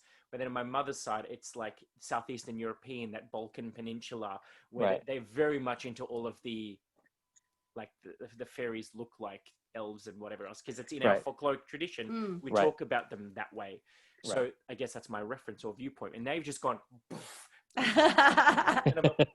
So I guess how does one, like, because when I was a kid, you always told that, my grandma used to teach us that you put something sweet out so that the fairies can come and the honey enjoy it. Or, yeah, exactly, all that kind of Right. stuff. And then when you read a lot of the books that are like Wiccan based and stuff, we'll talk about that we really not honor, is that the right word to use? But like you invoke the fairies around like midsummer or Litha, like, Right. because that's the appropriate time for the fairies to come out and stuff. But then like you just like gone poof, to all of my preconceived thoughts. All of these things. And I'm just like, I'm on the wrong holiday. I'm doing the wrong practices. I'm seeing him the wrong way. Like, but I know it's not wrong. It's just I'm perceiving them the way that my perception will allow me to conceptualize them. Yeah, that's right. Right. Yeah. So, I guess, can you break that apart for me? And like, Sure. I know I've just gone topic, but that's how my brain is thinking right now. So, first, yes, what I like to refer to, they sift through what I like to call the Rolodex of data in our head. Yeah. Which in our first, basic childhood development, in our first 4 to 6 years of life, our brain is taking in all data, all raw data, uncensored. It's just all coming in until about ages 4 to 6. Then the brain is like, I've got enough data. I no longer need to take in all raw data. And now from that point on, I like that it established that Rolodex of data. And so our senses are still taking in all of that quantity of data. It's just that our brain is forgetting mass quantities of it before it has ever reached any level of processing. Yep. Then it searches through that Rolodex of data, finds patterns, plugs it in, and spits it out as reality. And that's far more efficient than processing everything brand new every single moment. And so that's why the brain works that way. But that also means that that Rolodex of data is developed from our first 4 to 6 years of life. If we're good, especially when we start reaching outside of our upbringing and information we grew up with, we start supplementing that Rolodex of data. As when we start working with non-physical beings, whether it's our ancestors, deity, fae, guides, they'll search through that Rolodex of data and find what they assume is going to be an image that resonates with us the way that they're trying to have us perceive them. And sometimes they get it right. Sometimes they get it horribly wrong. They might show up as your mother, and your mother terrified you. And you're like, it's like, oh, sorry. More data. What was puppy? I'm a puppy. You know? And so it may be this relationship of sifting through. I used to ask Sims, like, are you this? And they would say yes. And I'm like, well, are you that? And they would say yes. And over years, they're like, well, are you this? And they're like, yes. I got to aliens. I'm like, are you aliens? And they said yes. And I finally figured out they were going to say yes to whatever I thought I needed them to be. Whatever filter you're giving them, It didn't matter to them. It didn't define them. And so it's like, whatever you need me to be. Okay, sure. That's what you need right now. Then that's what we are. That's what we are. And they had shown themselves to me in a variety of different ways, but usually it was 4, usually 2 male, 2 female, a male and female front, male and female back, usually in opposite order. But they're a single being.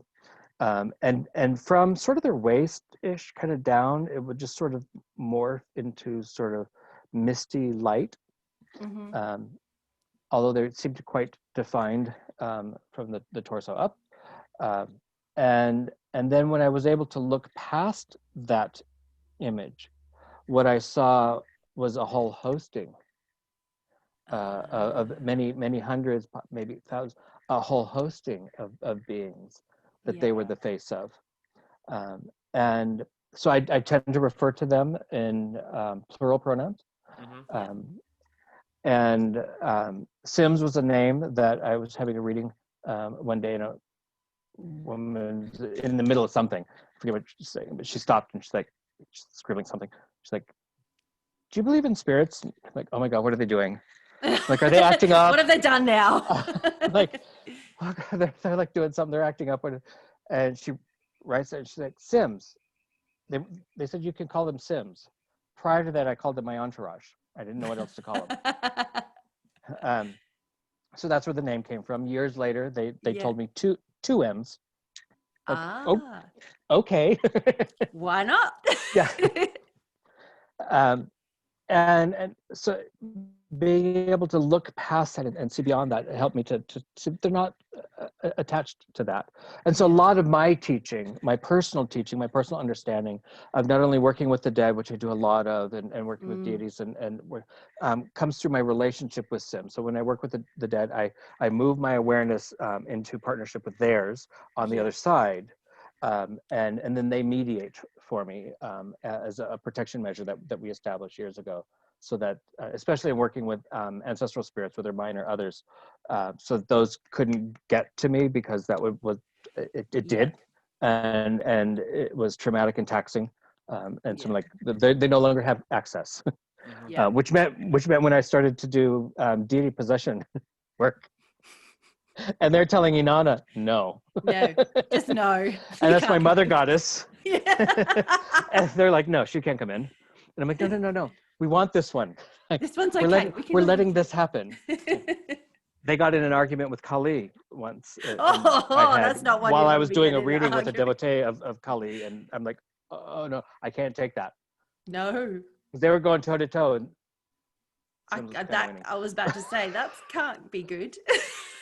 Yeah, but it goes back to what they've shown is that this is pre-deity. So like I mentioned the book that I'm writing, kind of what's been awakening as they've been dropping these mysteries is I believe that before man had deified beings, that there were what I refer to as the shining ones. The Yazidi and their oral history say that the mysteries that was the seed mysteries that became the Yazidi religion, as well as Zoroastrianism and the Sumerian religions, originated from Sri Lanka, from the cult of the Murugan. And the Murugan is seen as one of the highest avatars of Malak House. And so the cult of the Murugan came back from the David teachings, pre-Vedic. David teachings, and it had migrated out of Africa into India, down into Sri Lanka, and then migrated out of Sri Lanka back into the Middle East, and then became these seed mysteries and wisdoms that then seeded Yazidi, Zoroastrianism, and the Sumerian religions. And that also gives us context. The Sumerian religion, we can place it kind of in our heads back to a time and place, roughly, where Zoroastrianism and Yazidi are still current. Those are unbroken cultures and teachings. And so the Deva means shining ones, which is where I'm like, I need to call this something other than angelic mysteries. But what I've been seeing is that these emergence of these mysteries seem to be emerging throughout various times in human history. I don't know if I'll write the book. It's fascinating in my head to think about, but I need a cultural anthropologist or someone to co-write, because I'd like to take the god Enki and the god Enlil, who are brothers that are always fighting. Enki, the god of wisdom. Enlil is a storm god. Enlil is short-tempered, and he likes blind servitude and worship and all this stuff. Well, Enki is the god of wisdom and enlightenment, and so I have a hypothesis that because these two, especially in Old Testament, you see the flipping back and forth of these two, where it becomes hard to starts off at one and morphs and becomes the other. And I don't think they're doing it. I think the practice does it. And I think as humans, as this upwelling of wisdom, enlightenment happens, and then a mystery practice or what have you may form of that, then it begins to develop its rituals and its culture and all these things. And when it morphs into dogma, I think it shifts away from the god of wisdom into Enlil, that likes that blind servitude and worship. And so we see those dogmatic, we see the blind faith and those dogmatic practices begin to happen. and then at some point we see the shattering of that, whether it's a new idea, a new enlightenment or wisdom that arrives somewhere else, or a shattering of that belief system that reemerges and becomes something else. And I think there may be a pattern in human culture that reflects this pattern on some sort of regularity, and I think we're in one of those times.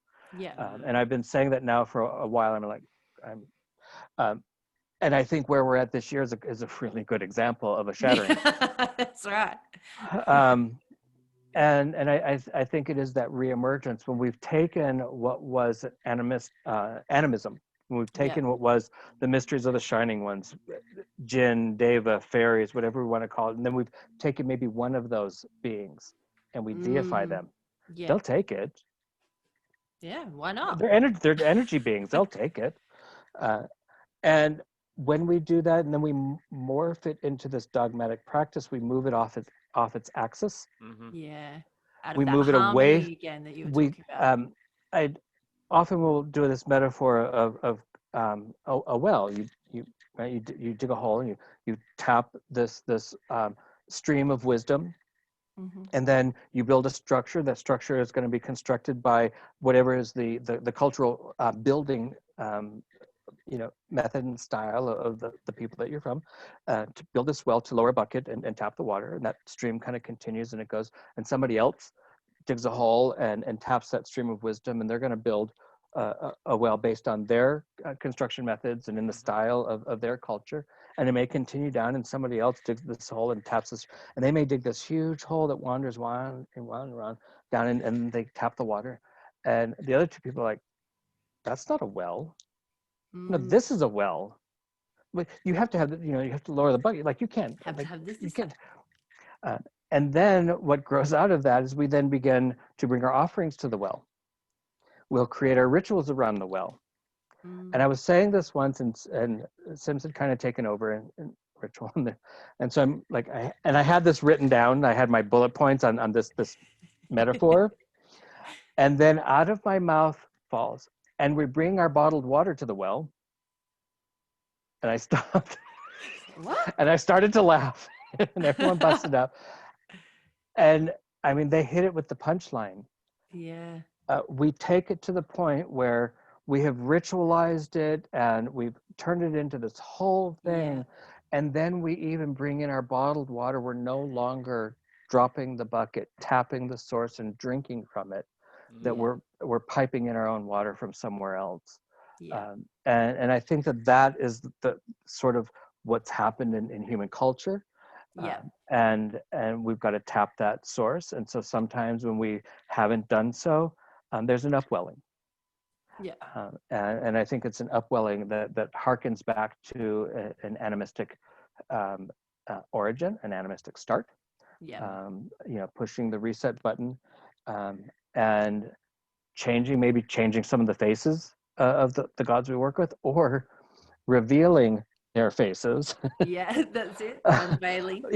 Out from underneath the layers and layers of construct we've put over them that shield us from them, and allow them to shine in their original nature. And I think this is the Anunnaki of the Sumerians, or the Nephilim.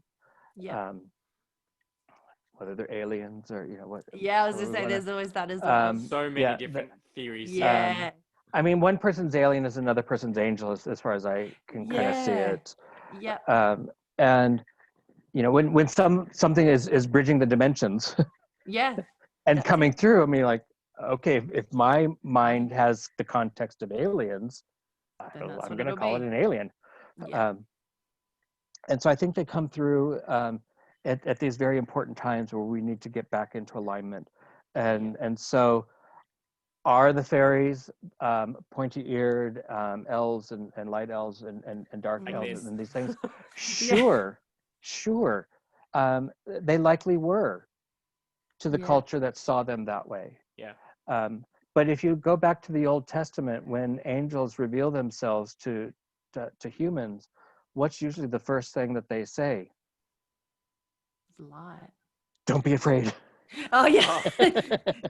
Don't be afraid. Okay, I'm okay. Because they're freaky looking. So maybe they also worked it out to be less freaky looking. Yeah, so they slowly refined it a little bit as they've they gone didn't have on. to initiate that first contact with "Don't be afraid." The God of Moses that you couldn't even look upon, or else you'd go blind. Yeah.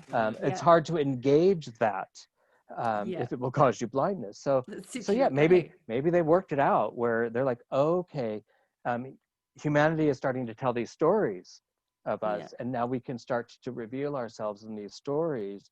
These stories reflect kindness. These stories reflect relationship and harmony. And so we can start revealing ourselves in these ways, because I think cultures shape them as well. And they have extreme value in the way the culture has shaped them. And those become unique in that relationship, and they become unique in the global relationship. And so I think they're not fixed to that, and at the same time, there is a fix, especially to the culture that knows them that way. Yeah. Where it comes from, where it stems from. Right. It's oh, sorry, you go on. No, go ahead. No, I was actually going to say, like, on what you were just saying about like how people perceive things differently, like with aliens and stuff like that. It's like, I don't know if you remember. One of our early interactions on Facebook was when it was literally in the middle of the night here in Australia, and I had this freaky occurrence that happened in my apartment. I think it was about 3:00 in the morning, and I was literally like, I got freaked out because there was this presence in my room that I couldn't recognize the signature of. I couldn't recognize the energy. Like I had that whole, that sleep paralysis type thing was going on, and I couldn't. And then when I went to scream to wake up my husband so that he could help me, like I felt like something was like stopping me from making sound. I was like, like nothing was coming out. Anyway, eventually I was able to make this tiniest little movement enough that Chris woke up, and he was like, "What's going on?" And then as soon as he was conscious, this thing released its hold over me and disappeared through a mirror that was in our room. And I remember I was like freaked out because I was like trying to call my guides. No one was coming. It's like there was like some signal silence going on. And then all of a sudden, as soon as the thing left, all of a sudden all my guides appeared at the same time. And I'm like, where the hell were you guys? They're like, we didn't know where you were. What do you mean where we were? And anyway, I don't want to go into too much of the juicy details, but I remember messaging Tommie because I was like looking who's online that like, because obviously when it's nighttime here, it's daytime there. Difference. So I'm like, Tommie, this thing's happened. I don't know what to do. And he's like, can you try saging? I'm like, it's 3:00 in the morning. I'm not going to sage my house at this time. What else can I do? He's like, well, have you got any crystals? Have you got any sulfur? Have you got any of this? Have you got any of that? And like, I went through this whole palaver, and I ended up putting like a sheet over my mirror, and I ended up getting my massive, you've seen my obsidian, Vicky. Yes, the big I love obsidian. it. I had that on my bedside table to go like, evil be gone, like, all this kind of stuff. But then it's like, it's funny that you should say all this, like that we'll perceive them in a way that makes sense. And now I'm starting to question what that thing was, because from what you're describing to me, because I perceived it as not of this world, but it was so like, because I ended up having to talk to, I couldn't understand what it was saying to me. My guides were almost acting as an intermediary translator. I would talk to them, they would talk to it would talk to them, they would talk to me, like kind of thing. And from the conversation that I was able to get, it was that it didn't realize that it freaked me out because it didn't understand this emotional response or this anxious response, because it doesn't feel what we feel. So therefore it didn't know that it was going to alarm me. And it was, I think the rest of the message was something along the lines of that it was just inquisitive, because at that time I was really diving deep into all forms of, research and this, that, the other. And it was like, it was inquisitive because I was able to perceive it, whereas most people couldn't perceive it. So I didn't know what it was. I couldn't name it. I couldn't describe it to you, but I could perceive it. And it was that kind of threw it off, because it's like, it's used to just kind of observing people just without being noticed. A little fly in the wall kind of thing. Without being noticed, but here I am like reacting to it. And it's like, and it kind of caught it off guard. And I remember like when I was throwing white light at it, because in my mind I literally went through what's my talking? What's the thing? Throw white light, no. Throw Reiki, no. Grab crystals, no. Do sage, no. I literally everything at this thing, thinking, all I know is it doesn't belong here. It shouldn't be here. Be gone. Just go. And it almost laughed at me and said, like, and I was like, what's so funny? Like, you freaked me out kind of thing. And the response I got was like, it was almost like a bit of a scoffing, saying these earthly ways that you're, practices that you're doing, that's not going to affect me. Like, I'm far superior, like, than what you're trying to do. Like, just chill. It was basically telling me to just relax. It was just inquisitive. But, like, am I describing something that makes sense to you and with your experience with them? Like, yeah, I haven't had specifically of that nature, but yeah, it does ring true, because there are things that pass through. Like I said, the world of Fae is vast with life forms, just like the physical world. And so there's all kinds of things going on and all kinds of things traveling and passing. And I see the other side, much like here. I mean, it's not a whole lot different. And when we go there, I mean, we appear to them as ghosts, as they appear to us as ghosts, kind of thing. And here, so when one finds someone that may appear different because we have a connection, or we can see, or then suddenly it can be like, well, what's that? And they don't understand our physiology. And so it might not understand that it's holding you down, or it's giving you a sensation of like, being choked, or gasping, or that you can't speak, and they don't function in that way. No, the same way. And yeah, a lot of our tools are cute to us. I'll be honest. And I say sage to folks, if because I'll get messages periodically, and I'll tell do you have any sage, because people have a relationship with it, and it comforts them. And oftentimes it's an emotional thing that's happening, and it's not anything else. But then as we talked, I'm like, okay, this is really something different. Really thing. And I'm like, do you have a mirror in your room? And I'm like, yes. Like, yes. He's like, yes. I'm like, okay, you need to cover it, because mirrors are portals, and when we're asleep, we're very open, and those mirrors are portals. We can go through them, and they can come through it. And especially when we start doing this kind of work and really digging deep, our spirit may do work while we're asleep. And so also, kind of while you were talking, I was like, you might not have known it, but your spirit probably was also engaging. So I had a mirror or something. Right. And what was lost in translation was that your physical form was having an independent experience from what was happening in the non-physical. Yet again, I've gone. Because when you finally fully awoke with the sound of your partner, it all snapped back. Because you snapped back, because now your spirit knows that voice, and snapped back in, and then you see it go off through the mirror. I still remember even saying to my partner, because he was like, what happened? And I'm like, I felt this heaviness that was like something was like on me, and like my body was experiencing physiologically these heavy sensation and whatever, and that I couldn't speak, that I couldn't move, like I was paralyzed. And then he said, are you sure that wasn't just because that obviously psychologists and everyone talks about sleep paralysis in a very it happens to everybody, and they kind of take the spirituality out of it, and they just make it like this thing that to stop you from peeing or moving too much or whatever. And I'm like, no, it's so much deeper than that, people. But like, and he said to me, he goes, how do you know it's not just that, like that your body was just shutting down so you could rest? And then I turned the light on, because I remember it had, like, at one point I felt like it had grabbed my foot.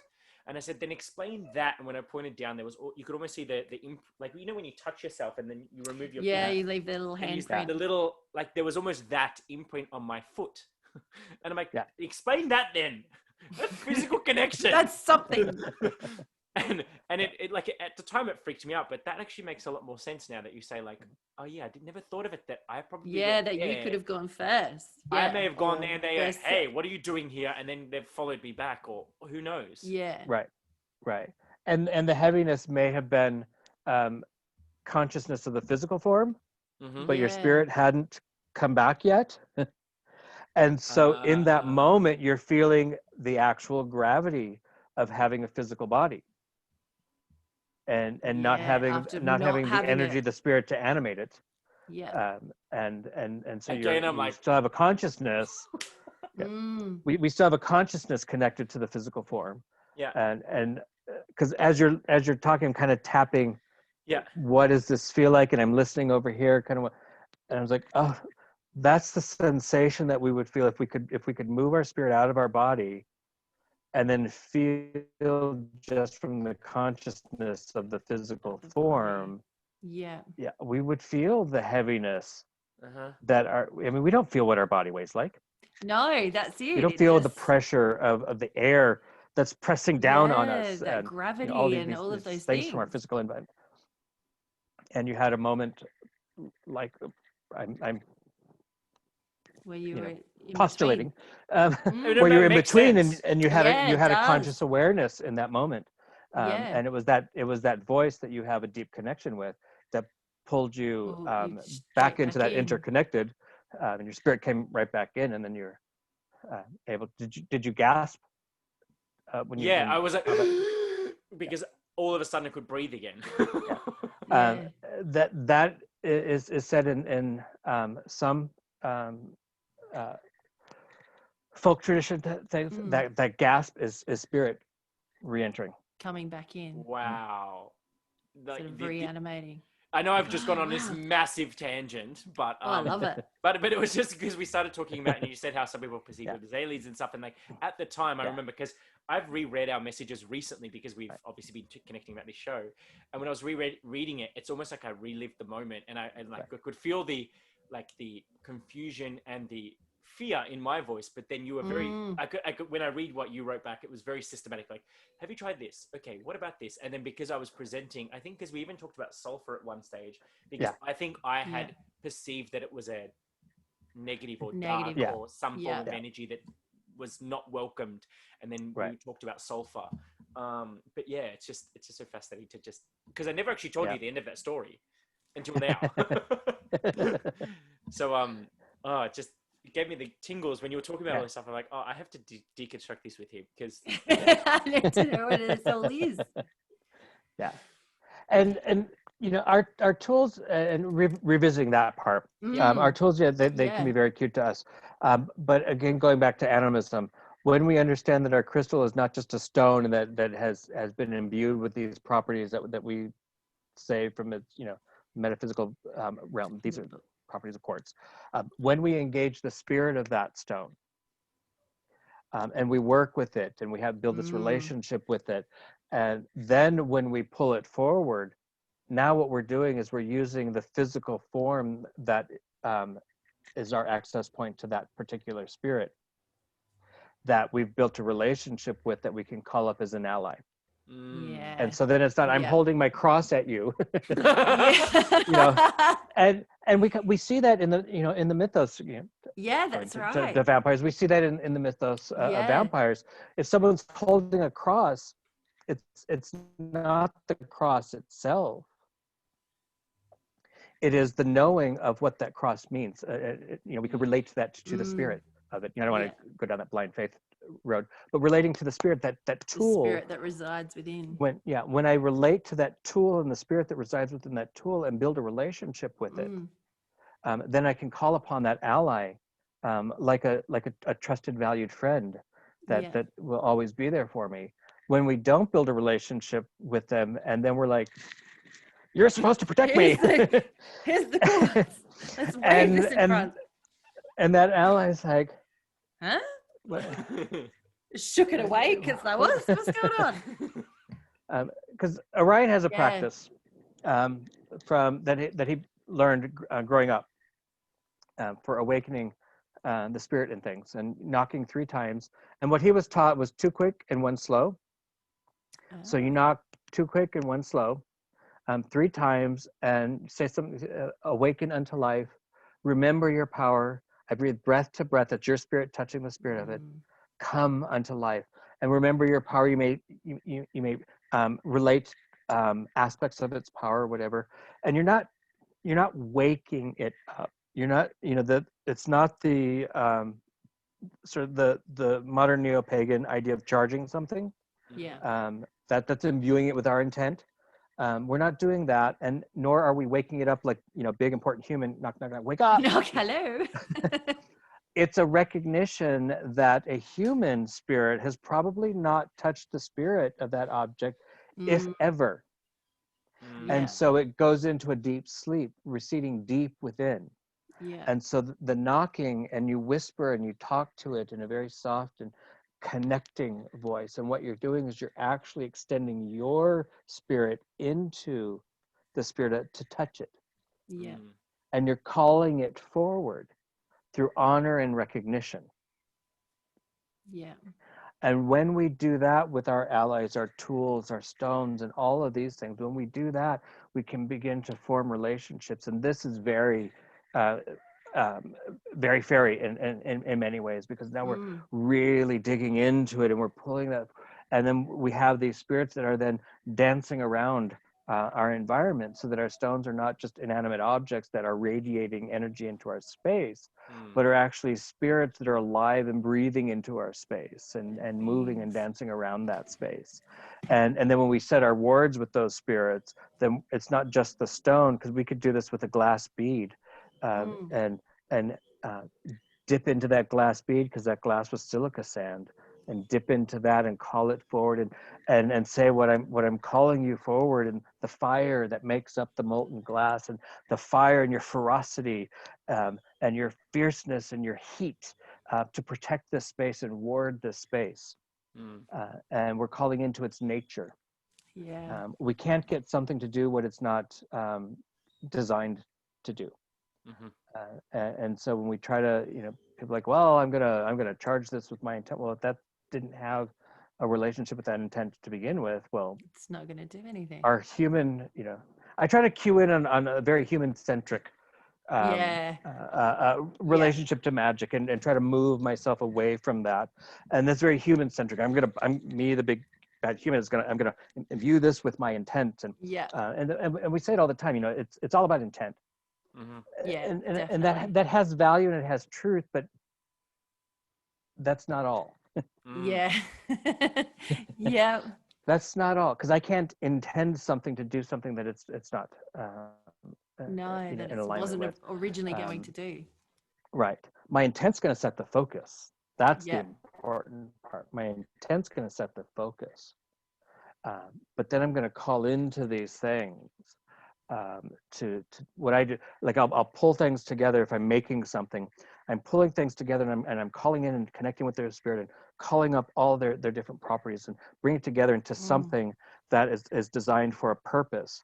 And then I call spirit into that, and I call it and pray to the mother, and I even do, the Father, Son, the Holy Ghost, because he promised to protect even the lowliest of sparrows, right? Like so.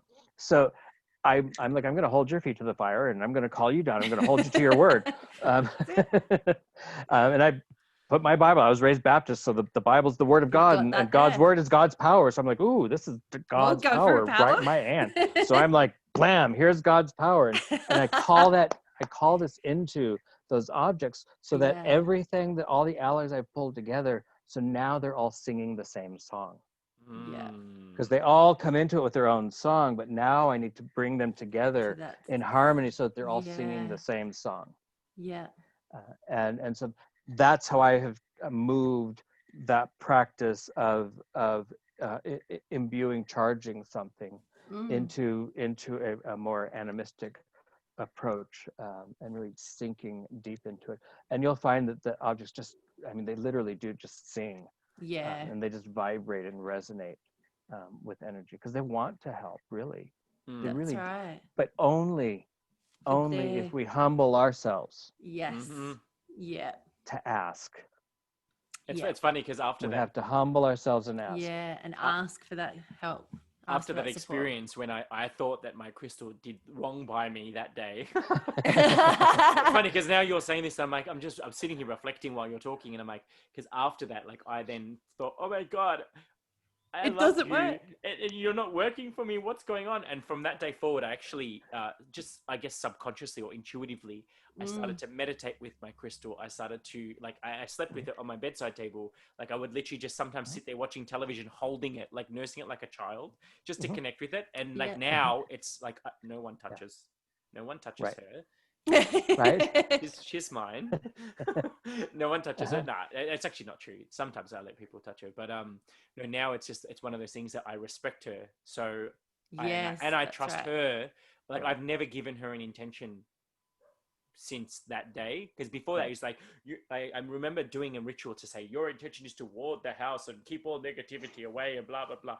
And then after that day, it was literally like a whole turning point where I was like, no, your intention is to just you do you, boo boo. I'm not going to tell you what to do. You do you, I'll do me. You do you, and I trust that you will do whatever is necessary for me. Yeah. Right. Like, as in whatever that looks like. And so it's so funny that this is awesome. This organic conversation is so good. Right. And that, you know, the inclination, like if a crystal or a protective pendant, or, you know, whatever, if it breaks, oftentimes the inclination is to throw it away, bury it, give it to the earth, or do something. You know, it broke. And I've completely turned opposite direction on that. I take them and I thank them, I praise them and honor them, because they took a hit for me. Yes. So if you had someone, a trusted friend, that took a bullet for you, and then you're like, oh well, now you're shot, so I'm gonna give you to the earth, or I'm just toss you in the trash. And so when we really grow these relationships and realize that these are our friends, these are, you know, our loving, you know, trusted allies, that they took a hit for us, and it may have changed their form. Well, then I cleanse them and I honor them and I thank them and I feed them and I put them in places of honor. If it's a pendant that I can put back together, I'll put it back together, because I know that thing works. Yeah, that's it. That's done what it needed to. There's more there. And I had a rose quartz wand at work that I never really used for anything. The massage wands. Like, I liked it. I got it because it was pretty, and I was gonna say. And I'm like, you know, it's lending its energy into the space. So that's and one day it just cracked in half, sitting there on a shelf. Wow. It just cracked in half, and I picked it up, and it was rose quartz. So I'm like, okay, one, I don't really think you were taking something negative that was so what are you doing? What happened? What happened? And I was holding it, and it felt different than it did when it was all in one piece. And it almost like it had come alive. And I'm like, I don't think this is a bad thing. I actually think this is a really good thing. And what I thought, because it was this perfect diagonal crack, no little crackles or anything, this perfect clean crack, and slips right back together easily. And then I started using it in healing when I would do Reiki treatments and stuff, because its natural nature is to return to wholeness.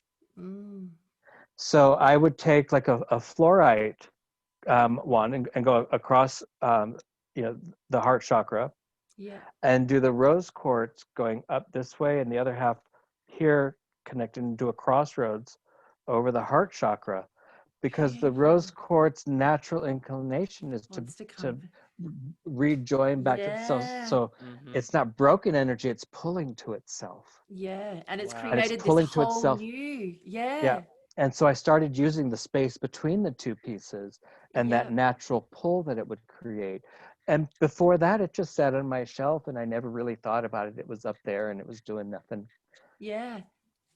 But then it recreated itself to what it needed. That's amazing. And I took time to listen to it. And it's like, and that's the thing, isn't it? To take the time to actually listen to it, whereas otherwise it might have just been thrown out. What's now become a really powerful tool. I definitely think I'm guilty of like, going through that phase where you go to a crystal shop and you read every little thing to say, oh, I need some of that, and I need some of that, and I need some of that. So it's like you're like little prescription. Yeah. It's got a little kind of it does this. Yeah. Oh, I need some of that in my life. I need some of that. Yeah. And then it got to a point where I was just like, why am I just collecting crystals? Like, if I'm not going to use them for their intended purpose or energetic signature or whatever, I'm literally just bringing them home to put them in a box on the shelf. Like, and then so I got to a point where I'm like, okay, I need to stop buying crystals. I need to use the ones I actually have. And it's funny that when I started to actually work with the crystals, it was funny that what I thought I needed and what I actually needed, two very different things. Yeah. But oh my god. Yeah, I sell stones now. Oh yeah. Do you? Oh, actually, because you have a store, don't you? Yeah. Yeah, I just opened on the first weekend of September. I literally was moving in furniture. Like brand new. Wow. Yep. And I was working on this plan of a larger store idea. I was working on it since November, and then if everything had gone on schedule, I would have opened in February or March. Fortunately, things didn't go on schedule. Didn't quite happen. Really good. And then as COVID was continuing to go on and on, I began to reevaluate, like, is this really a good idea? Like, and I had really set my intent. I moved out every other employment option out of my life. Like, this is what I'm going to do, and we're going to make this happen. And I started questioning, going, what have I done? This doesn't, I don't know. I don't know where things are going to be after this. And I'm not sure that this is going to be the right thing. It's not feeling right. And this little spot came available right up here where we live. And a friend of mine showed it to me, and all I saw was just crystals everywhere in it. And I'd intended to have crystals in the other stop. It was going to be much more witchy. But I was going to have stones, and this space was just screaming for stones to be the focal point. And then I got there were three artists primary artists that I wanted to work with for the larger idea. And so I'm getting their items. I got Coventry Creations candles, amazing candles, and I know her personally, and so I wanted people that I had a relationship with and that I could speak to their magic. And she's an awesome worker, and her candles are amazing, and I love her labels, and her labels are very approachable to the non-witchy clientele. And the magic is true, and the magic is sound. And so I wanted her candles. So I have her blessed herb candles and her little candle kits, which are awesome. Little votive. There's a set of 3 votives, and they're all conditioned candles. So the votives are actually like essentially candle spell kits with one singular intent. And then Rosarium blends. She has amazing oil blends, and she distills her own essential oils. And wow.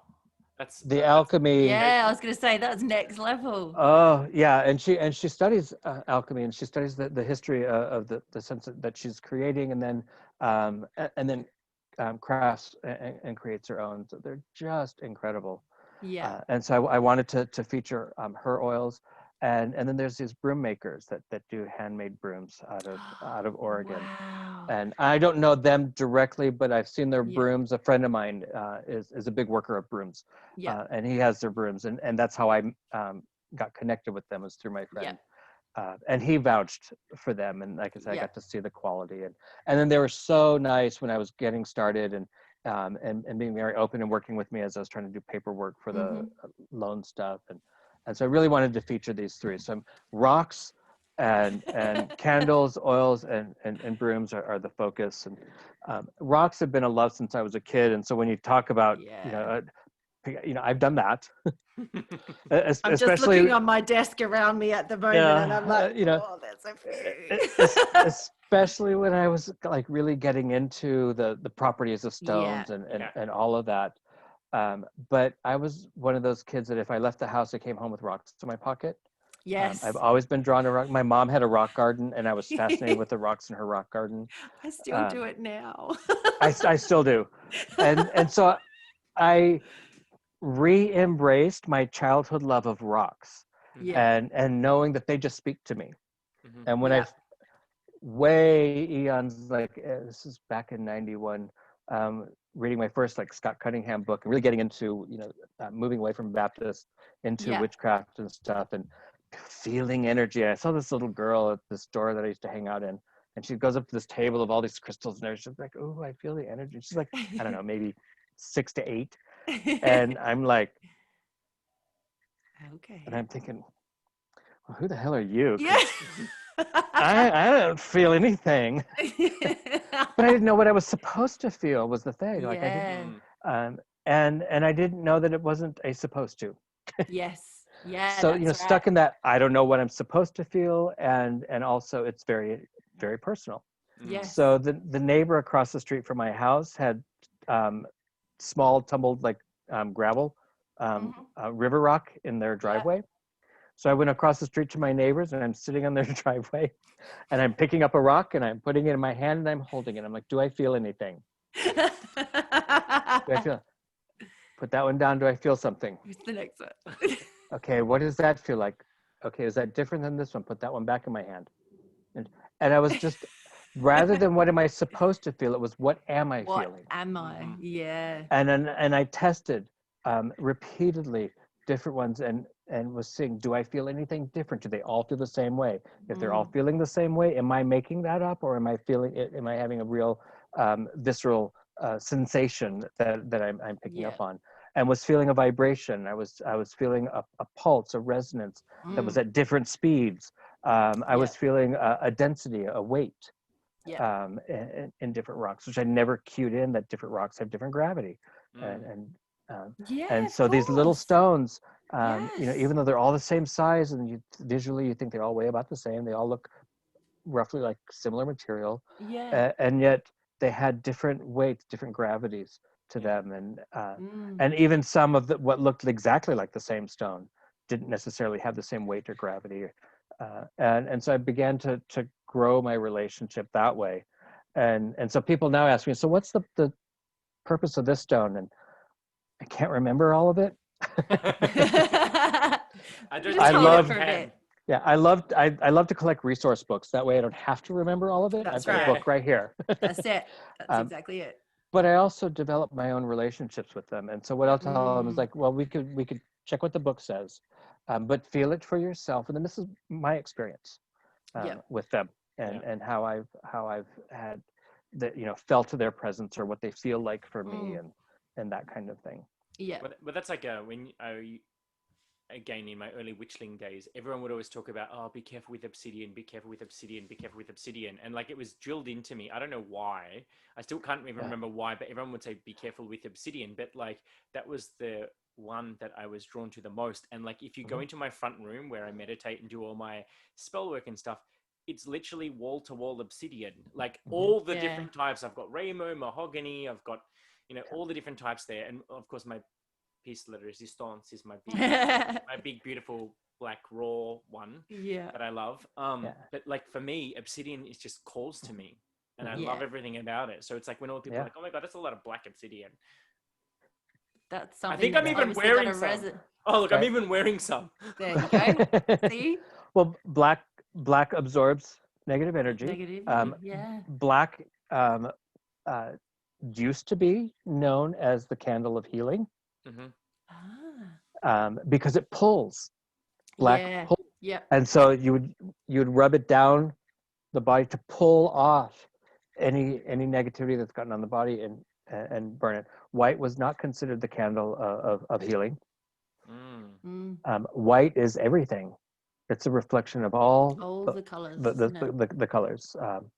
And so white was, in some cultures, white was the color of death. Well, white lilies, even to this day, white lilies are known as being the death. And so white candles were associated with death. And black candles associated with healing. But then that whole black-white, that's a whole racist dialogue that has entered into modern neo-paganism, and we don't even realize it. White's good, black's bad. And so we see it in the construct of even our magic and our attributes into things. Yeah, I remember when we went through that phase of you had to tell people, I'm a white witch. Or they would ask you, are you a black witch or a white witch? I'm like, I'm just a witch. There's no black, white. What? Well, Victor liked to say that white magic is poetry, black magic is anything that works. I like that. I love it. He did like to stir the pot a bit. Just to give it just a little bit. Just poke the bear a bit. Just a little bit. Yeah. But magic is magic. It's neither white nor black. That's It's neither right. good nor bad. It's the heart of the worker. Magic is magic. Yeah. Exactly. And obsidian has immense purpose in everyone's life. We all need protection from negative energy. Yeah. And right. black tourmaline, we're up in an area where I love tourmaline. lots of black tourmaline underfoot. We've got a lot of that too. And a lot of really? white quartz up here. Wow. It was a historic mining town, so it was gold mining up here, and it's very gem-rich area. So the pink tourmaline mine that was the world's largest pink tourmaline mine is not far from here. Okay, I'm coming to visit. Yes. Oh my gosh. Which is why the store space was just screaming for rocks. That's right. Because you've got these beautiful places. Beautiful rocks, and it's historic to the historic to town. the region. And so black tourmaline absorbs negativity, but the difference in black tourmaline is it doesn't hold it, because the way that it grows, it's kind of striated and it pulls it apart, so it doesn't hold it, so you don't have to cleanse it as often as you would the other stones. With the rest. Yeah. It's funny. Like now I'm thinking about it. I'm like, I have a lot of black tourmaline and a lot of black obsidian. What is that saying about? I know. I do too. About the people that come into my house, or is it about myself? Like, do I think I need to be cleansed constantly? Like, I used to wear black. I wore black because I was a punk rocker in the 80s, and then continued it for a long time. But then when I started practicing witchcraft, I turned my intent of wearing black into a protective shield. Yeah. So that my black clothing was now absorbing before it would get to me. Yeah, it was that little thin barrier between the next line of because the other part of my practice is I like to set up a lot of things so that I don't have to always be on guard or on point 24/7. So tattoos are magical for me. My jewelry is magical for me. Everything, I'm covered in things that have are working items. And to do work when I may not always be on point. And I think that's also important about witchcraft is to not only set your spaces and everything, but we're not invincible. I used to think, well, if I don't believe it, then it's not going to hurt me. I naively went through that for a good number of years, and I'm sharing this to call myself out for one, but also say I know that that's real common, that we can come into this community and think, well, if I don't believe it, then it can't really hurt me, but that's not the case, and we see that especially reflected in a lot of folk magic. It's like, no, I don't need you to believe in this. This is gonna do what I need it to do. That's right. That's what it's gonna believe do. whatever you want. I'll just keep doing it. we have a saying in one of our pieces of liturgy, as though it's spoken from the goddess, and she's saying, believe or disbelieve, but doubt devotedly.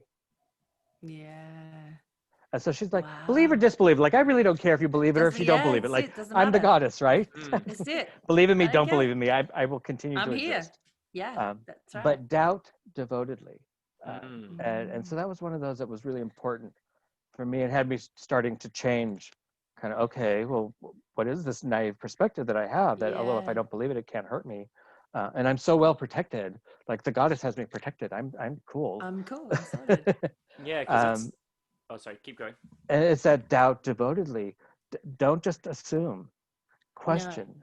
And I went through Proverbs when I first started practicing witchcraft and changing all of my belief systems, literally, like writing them down and coming up with my own reasons, and went to the only trusted source that I trusted at the time, which was the Bible, and bibliomancy. Open it, start reading, open to Proverbs, and poked my finger down and just started reading and reading and reading and reading. And I was like, if I could find anything that may allude to say the presence of a goddess or reincarnation, like I had all kinds of things, and one of them was about wisdom, and badly paraphrasing, but essentially wisdom is obtained through questioning, which was important for me to read from a source that I trusted at the time, because being raised Baptist with blind faith, that's right, there was no question. I questioned a lot. But that's squashed because of that, because it's wanting that blind faith. And so I grabbed onto that, and when I heard this piece of liturgy, it validated that. I'm like, okay, now we're really into something. We're not supposed to just take this as a belief. We're not just supposed to take this because it's what our teacher taught us. We're dig into it, question it, find the mystery beneath it. Don't just take it, whole cloth. And, just take everything at face value. You need to have a look, understand. Yeah. And I think that is a good quality of the witch. And I'll go out there on a limb and say the true witch is not going to take something at face value. He's going to really dig into it. He's going to sink their teeth into it. I'm seeing an image of a witch like chewing on an herb, or a root, like what is this? Is it really? That tastes bad, but what do what's it feel? Digging, what's it feel like? What's it taste like? Really developing that relationship, not just taking it and making assumptions, or taking it because that's what your teacher taught you. And we have to put it into practice. And Victor said, if it doesn't work, don't do it. Yeah. That's it. And there's so much in magic that we do that we don't even question whether or not it's working. Yeah, that's right. right. Well, it must work. Yeah, it's been done for everyone that came before me. They all did it. Yeah, that's right. Yeah. We do take so much that one. And sorry. I was just going to ask you, could we revisit? There was a point that I wanted to ask you about before when we were talking about we have this conception. If I don't believe it, it can't affect me and stuff. That comes to mind, especially when we talk about things like folk magic, particularly in the South of the US, with like hoodoo, voodoo culture, all that kind of stuff. I mean, I don't know your background and how much of that there's an overlay, because conjure, like when you say words conjure and say Southern, like my brain instantly goes to voodoo, hoodoo culture. And I think Hollywood is the one that kind of drums that into you, that if you don't believe it, it can't hurt you. Right. Like the movie The Skeleton Key. Like, what's your take on all of that? Do you think that that's it's going off too much of a tangent, or? Right. No.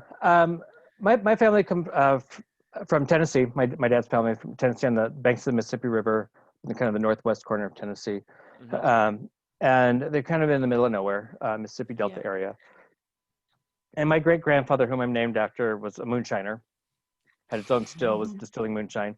But his wife, my great grandmother, was the healer. Yeah.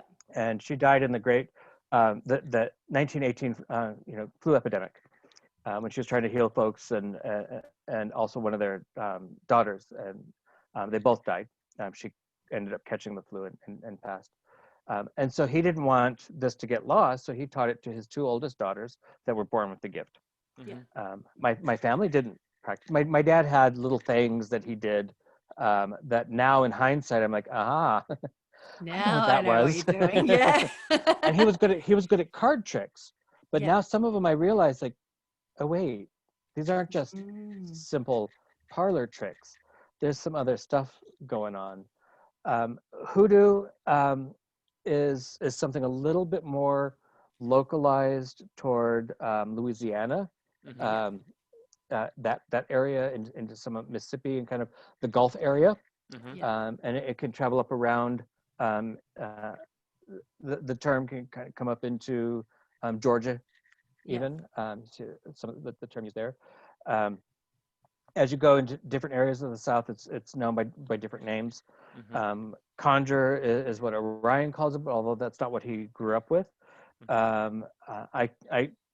He called me a conjure man, so I will take the title. Since that was gifted to me. I consider myself a spirit worker. Spirit worker is another name for conjure. Two-headed preacher is another name. So it's a blend of African American or African spirituality. African spirituality brought over by the slaves, and depending on where those slaves were from, as well. Mixed with indigenous spirituality, mixed with Western European spirituality, mixed with some form of Christianity. And those are the elements, but the amounts of those bits varied greatly depending on where you were. Which and region. And also what people don't tend to know, one, it's a culture. It's not so much a practice. It's not a spiritual practice. It's a culture. And it's a culture of magic that was ingrained. I mean, it's poor people magic. They didn't have money to go to a doctor or a lawyer or do all these things. And so that's why you see the particular spells that you see, you know, things around being able to shield an illegal business or get your husband back, or, you know, because these are very important things that matter to the practical lives of people that can't afford, you know, to have the husband run off with somebody else. That's right. Even if he isn't asked, you still need him back. Still need to have him there. You still need his income, and you know, that kind of thing. And so the practices can be very family specific. Yes. So there's some overall sort of cultural practices, but then each family can kind of shift and create them. I remember my dad talking about my grandmother's superstitions, and he was talking about how when they were sweeping the floor of the house, they couldn't sweep the dirt out the back door if the sun had set. And he used to just think that was really weird. It took me years later of going, oh, because he's like, and the theory was if you sweep it out the back door after the sun is set, then evil spirits can come in. It creates an opening for evil spirits to come in, so you have to wait for the sun to come up. And I'm like, well, that's a house cleansing, sweeping the house. That's right. But a lot of house cleansings sweep out the front door, and you'll find a lot of conjurer or hoodoo practitioners say it must be the front door. Interesting. Well, that likely came from housing, you know, structures that only had a front door. Oh, of course, When houses started to get back doors, my grandmother's practice clearly was front to back and out the back door.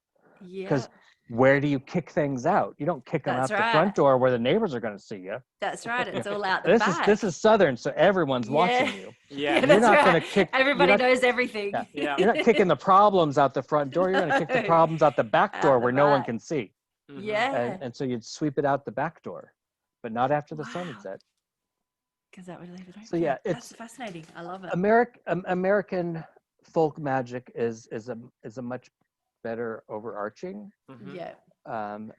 There's a lot of controversy and around it being Black culture in America. And the cultural appropriation and things like that.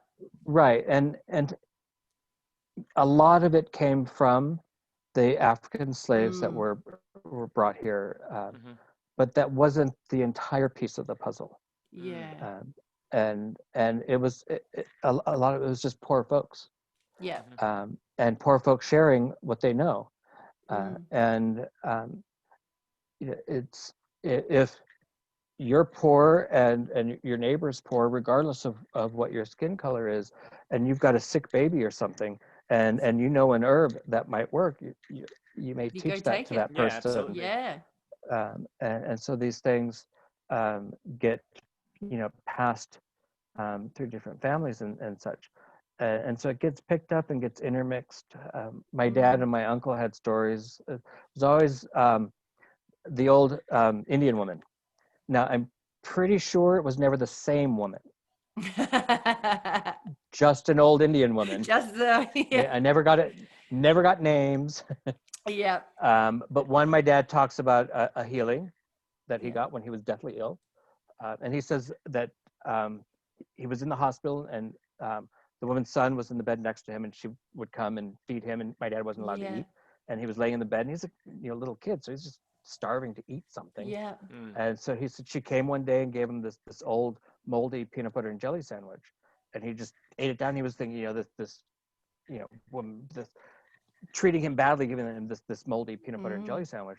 And then he's like, you know, but then later they developed penicillin from mold. And so he's thinking maybe she knew something about that. Later, I started going, he was a kid. What if it wasn't mold?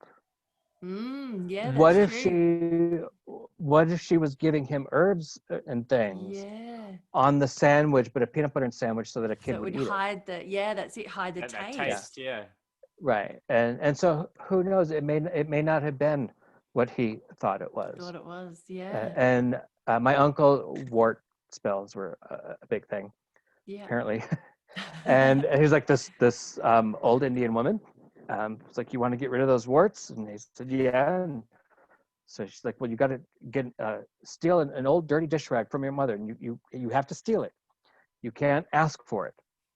To steal an old dirty dish rag, it needs to be well used and dirty. And then when you get it, then you're going to rub it all over those warts. And after you rubbed all over those warts, you're going to take it and you're going to throw it under the house. Wow. I don't know the uses of old dirty dish rags. Yeah. It is a thing. And apparently it's one of those, like, I need to sit with someone and maybe hash that draw it out of them. bit, Apparently yeah. it's apparently there's some something the various things that can be done with dirty dish rags. Apparently the way I was like, oh yeah, we do stuff with dirty dish rags. Yes. Yeah. But it was important that it was stolen. Yeah, that was the key. That was a key to it. Yeah. Wow. Yeah. So all this stuff, it was how they grew up. Yeah. So they didn't think of it as magic. No, that's it. It's just life. It's just a part of their life.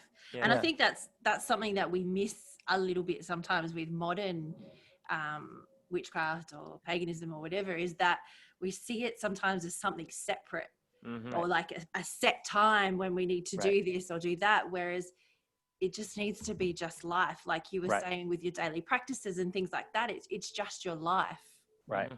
And how you move. It's stepping into that flow. Yeah. This is awesome. I know. I'm literally, my brain's like, what other topics can we talk about? I know. I feel like we could literally touch any topic and we could end up having a long conversation about it. Yeah. But, I know. There was actually one other thing. I have to go in a minute. Okay. I have to go soon. I'm sorry. I wanted to touch on one other thing that I noticed on your Facebook, just because it was intriguing me, and I figured if it's on Facebook, it means it's public knowledge. It's up for grabs, right? Well, if it's on Facebook, then it's Facebook. True, it must be that right. thing, isn't Totally. it? Because it mentions that you're a sister and a nun at the Sisters of Perpetual Indulgence, and I wanted to know, what is that? Yes. There was something I was gonna say, and I'm like, okay, I'm not gonna say that. I can say what I was gonna say without mentioning it, because that's a whole other can of worms. But I am a sister of Perpetual Indulgence. My sister name is Sister Kali, Vagilistic XP Elidocious. Yes, the Hindu goddess of destruction. Vagilistic. And her name in that name was actually gifted to me, so that actually launched my work with Kali. Although I did meet her many years ago in person through a woman who is East Indian, and they trace her lineage. Her family traces their lineage back to Kali herself. Oh, wow. And she was possessed by Kali when I met her. So pieces fell together later that I didn't realize. But so I carry her name with honor and work with her, especially as a sister. The Sisters of Perpetual Indulgence are an order of 21st century queer nuns, started in San Francisco in 1979. It's not just queer or gay men. We have people of all gender expressions, of all sexual orientation expressions, whether those are sexual or asexual. We have people through all expressions of how someone may express themselves. And we view ourselves as nuns. We don't pretend to be them. We do the work of nuns. We are a 501c3 nonprofit. And we do work to help serve the underserved. So we raise funds for a lot of underserved organizations and things that don't necessarily get as much recognition or funding and things. Each house may have kind of slightly variant focuses, but our mission overall is to promulgate universal joy and expiate stigmatic guilt. Wow. So what that means is essentially to go out in the community and help lift the guilt that's been placed on us from outside sources, and and to promote joy. So in essence, our mission is to promote healthier levels of self-esteem, Wow, that's amazing. which glad I asked completely this falls in question. alignment with my work as a witch, my work as a Yeah. healer, Yeah. my work as everything. Yeah, It all ties together really nicely, it actually. does. Yeah. Well, I'm glad I asked that question now. Yes. That's a whole nother Me topic. too. Yeah. Like, Well, I the literally- second house that ever opened up of the sisters, because it started in San Francisco, Mhm. the very next house was in Sydney. Oh, Oh, really? we have them I here. didn't even know we had Yeah. here. Yeah. Wow. This is like Yeah. I know, my mind's just gone. I feel like I'm gonna have to rewatch this entire Yeah, me interview too. So I can take notes. notes of all the things that I need to now educate myself on. I was just like, can you imagine what I'm feeling like, the note taker? Oh yeah, well I Yeah. know. I'm actually surprised. I'm actually surprised I haven't seen you like just casually, I did start. Such And then an I'm like, sign. no, you don't need to do that. We've got a recording. Yes, someone from Australia was visiting San Francisco back in the day, and Yeah. they veiled her and as a sister, and she went back home and started a house in Sydney. That's Wow, amazing. Awesome. So is there Now any the plans? Sydney order don't wear whiteface, or at least traditionally Oh, did okay. not, Yeah. because they started so early. It was before whiteface really became a thing. There was one sister back in those days that did, but all of them in general didn't. That sort of began to develop a little bit more so later. And so the European sisters, a lot of the European sisters stemmed from the Sydney house. And so a lot of the European sisters Oh. also didn't wear whiteface. Wow. Wow. I'm now gonna be googling the shit. I know, out of me this, too. like, to learn more about it. Yeah. But yeah, and it's the a bit- whiteface is to kind of sort of remove our own person, Identity. our own ego, Yeah. and to be a mirror reflecting the beauty of the community back to itself. Oh, that's Wow. beautiful. That's That is really really nice. beautiful. Yeah. Well, Tommie, I must say you have literally like my brain is like Yes. mush now in a good way. In a good mush. Like It's a I just great feel like mush. you've just broken all the fibers, and like I feel like my mind has just even stretched. Yay! Yay, I know. I love it. And so this is great because, like, I mean, I thought before this show, I'm like, oh yeah, we're gonna talk about some fairy stuff and da da da da. Just really casually, like, I've come out of this conversation like I thought I knew things. Now Yeah, that's right. I'm questioning everything that I thought I knew. Which but is no, it's a good- great, it's a good- isn't it? Yeah. So to our listeners, if Thank you're you listening so to this much. and you're thinking, what the actual fuck? It's okay because we're feeling it too. That's right. But this is what the intention of this show is all about. It's to basically bring on make guests people that are going to think. help expand our minds Mm.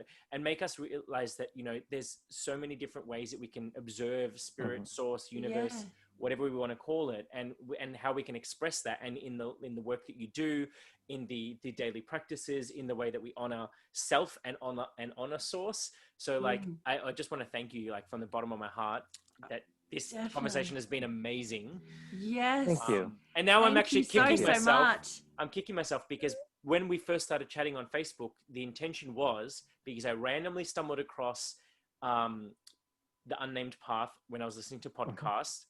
And then from the Unnamed Path, I then stumbled across Buck. And then from Buck, I then stumbled across, I think it was called Roots and Bones, which was the event that he did in Australia. And then I saw that he did on YouTube interviews with yourself and with David. And that's how we became friends. And then I had full intentions of going to that when you guys came to Australia, but then had to fly to Sydney for a wedding. And I was like, so the stars didn't align. No. But obviously that wasn't the right time. But like now I'm kicking myself, but I feel like even though we never got to meet, like this has just been an amazing experience to get to know you on this level. Yeah. And the next time you're in Australia, like you now have someone in Adelaide. Yes, please Awesome. come to South Australia as well. And someone in Melbourne, like, I mean, Yes. it's not the Shangri-La, but anytime you want to come, you I guys was can. just say, Awesome. Yeah. Same. We And would love to return. We absolutely loved it there. The hard part was leaving, and like, how do we get back? Yeah, that's it. Well, you never know. Spirit has their way Yeah. of making things happen. So, Well, Yes, it's definitely in the cards. awesome. that'd be But amazing. just to summarize Thank again, so you. when do you think the book is going to be out, or we're not sure? Yes. I thought, well, COVID, sheltering at home, great time to write. No, I just kind of shut down. Nah. Yeah.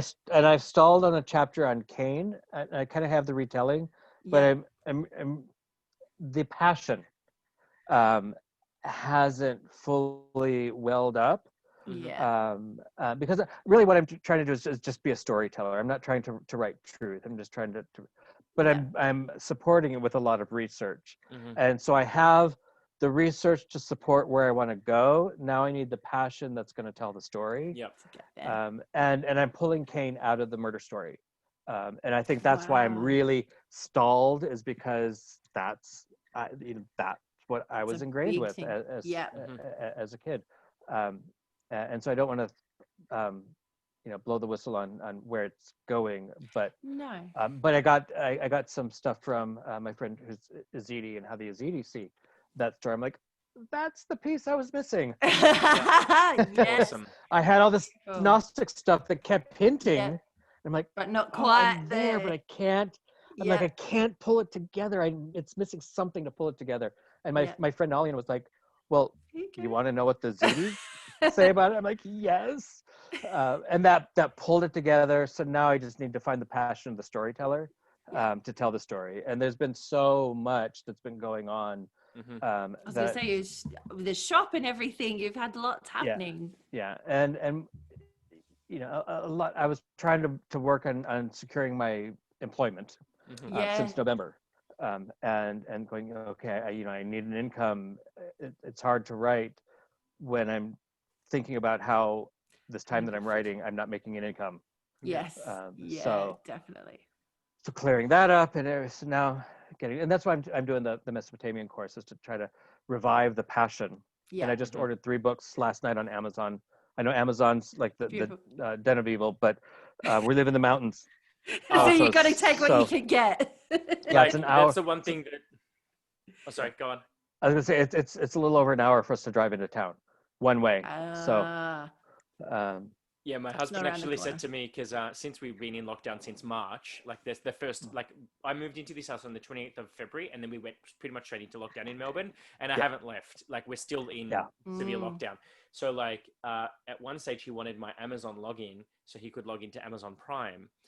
Because we've got all of the TVs now, as in like we have every single stream service from Hulu to Stan to Netflix to all of the stuff, all the things, because it's like, what else do you do on lockdown? We watch TV, like, And so he wanted my login. I'm like, I'll just log you in when you want to use it. He's like, why? I'm like, I don't want you to see how much money I spent on Amazon.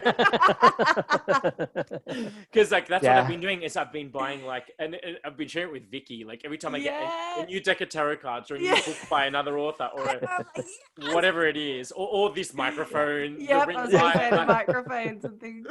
It's just been crazy. So like, as much as it's a good service. They give me what I want. Right. But I stumbled on some scholastic books, some scholarly texts on Sumeria, and also Garden of Eden through the Torah, but contrasting it with the culture at the time, and the authors being biased against the Canaanites. So having that backdrop to look at, okay, what's the political stuff? What's underneath that? This to help pull it out. So I'm hoping again that these will help kind of light that fire of passion. Again. Well, I won't open up another I can't wait. I was gonna say I won't open up another can of worms, but like Vicky and I are both into a specific game we're gamers. And one of the games that we like to play is Assassin's Creed. And I don't know if you're familiar with the series, but I've heard it, but they take a very different spin on the fruits of Eden. Mm-hmm. I won't go into detail because it's a whole nother conversation. Yeah. Like I feel like it's like, now I'm starting to question how much of that is like is actually embedding, actual stuff into the game, because a lot of the other stuff in the games is very on point to Yeah. the gods and the It goes goddesses into and all that kind different of mythologies Yeah. and different times and things like Yeah. that. Yeah, a And lot of them do a lot of extensive research. stuff. Yeah. Yeah. So, there's a lot anyways, in there. we won't go there though, because I could talk about Assassin's Creed for you. I know, it's because don't get started. Yes. Okay. Well, again, thank you very much for being Thank on the you show. so much. Thank It's just you. been Thank you absolutely both. amazing to chat with you. It's just been wonderful. I You've guess- lit a new passion and a new spark inside of me just from this Oh, conversation. That's all I needed to hear. Good. Thank you. Yeah. And lastly, can you give just a plug for where can they find your shop, whether you have Yes. Facebook, Instagram, or even yourself? Like, how can people follow you or follow what you're doing or buy things from you? Tommie StarChild on Facebook. Mhm. Also on Facebook is Moonshine Magic, and Instagram is Moonshine Magic Julian, all one word, Julian. Awesome. Cool.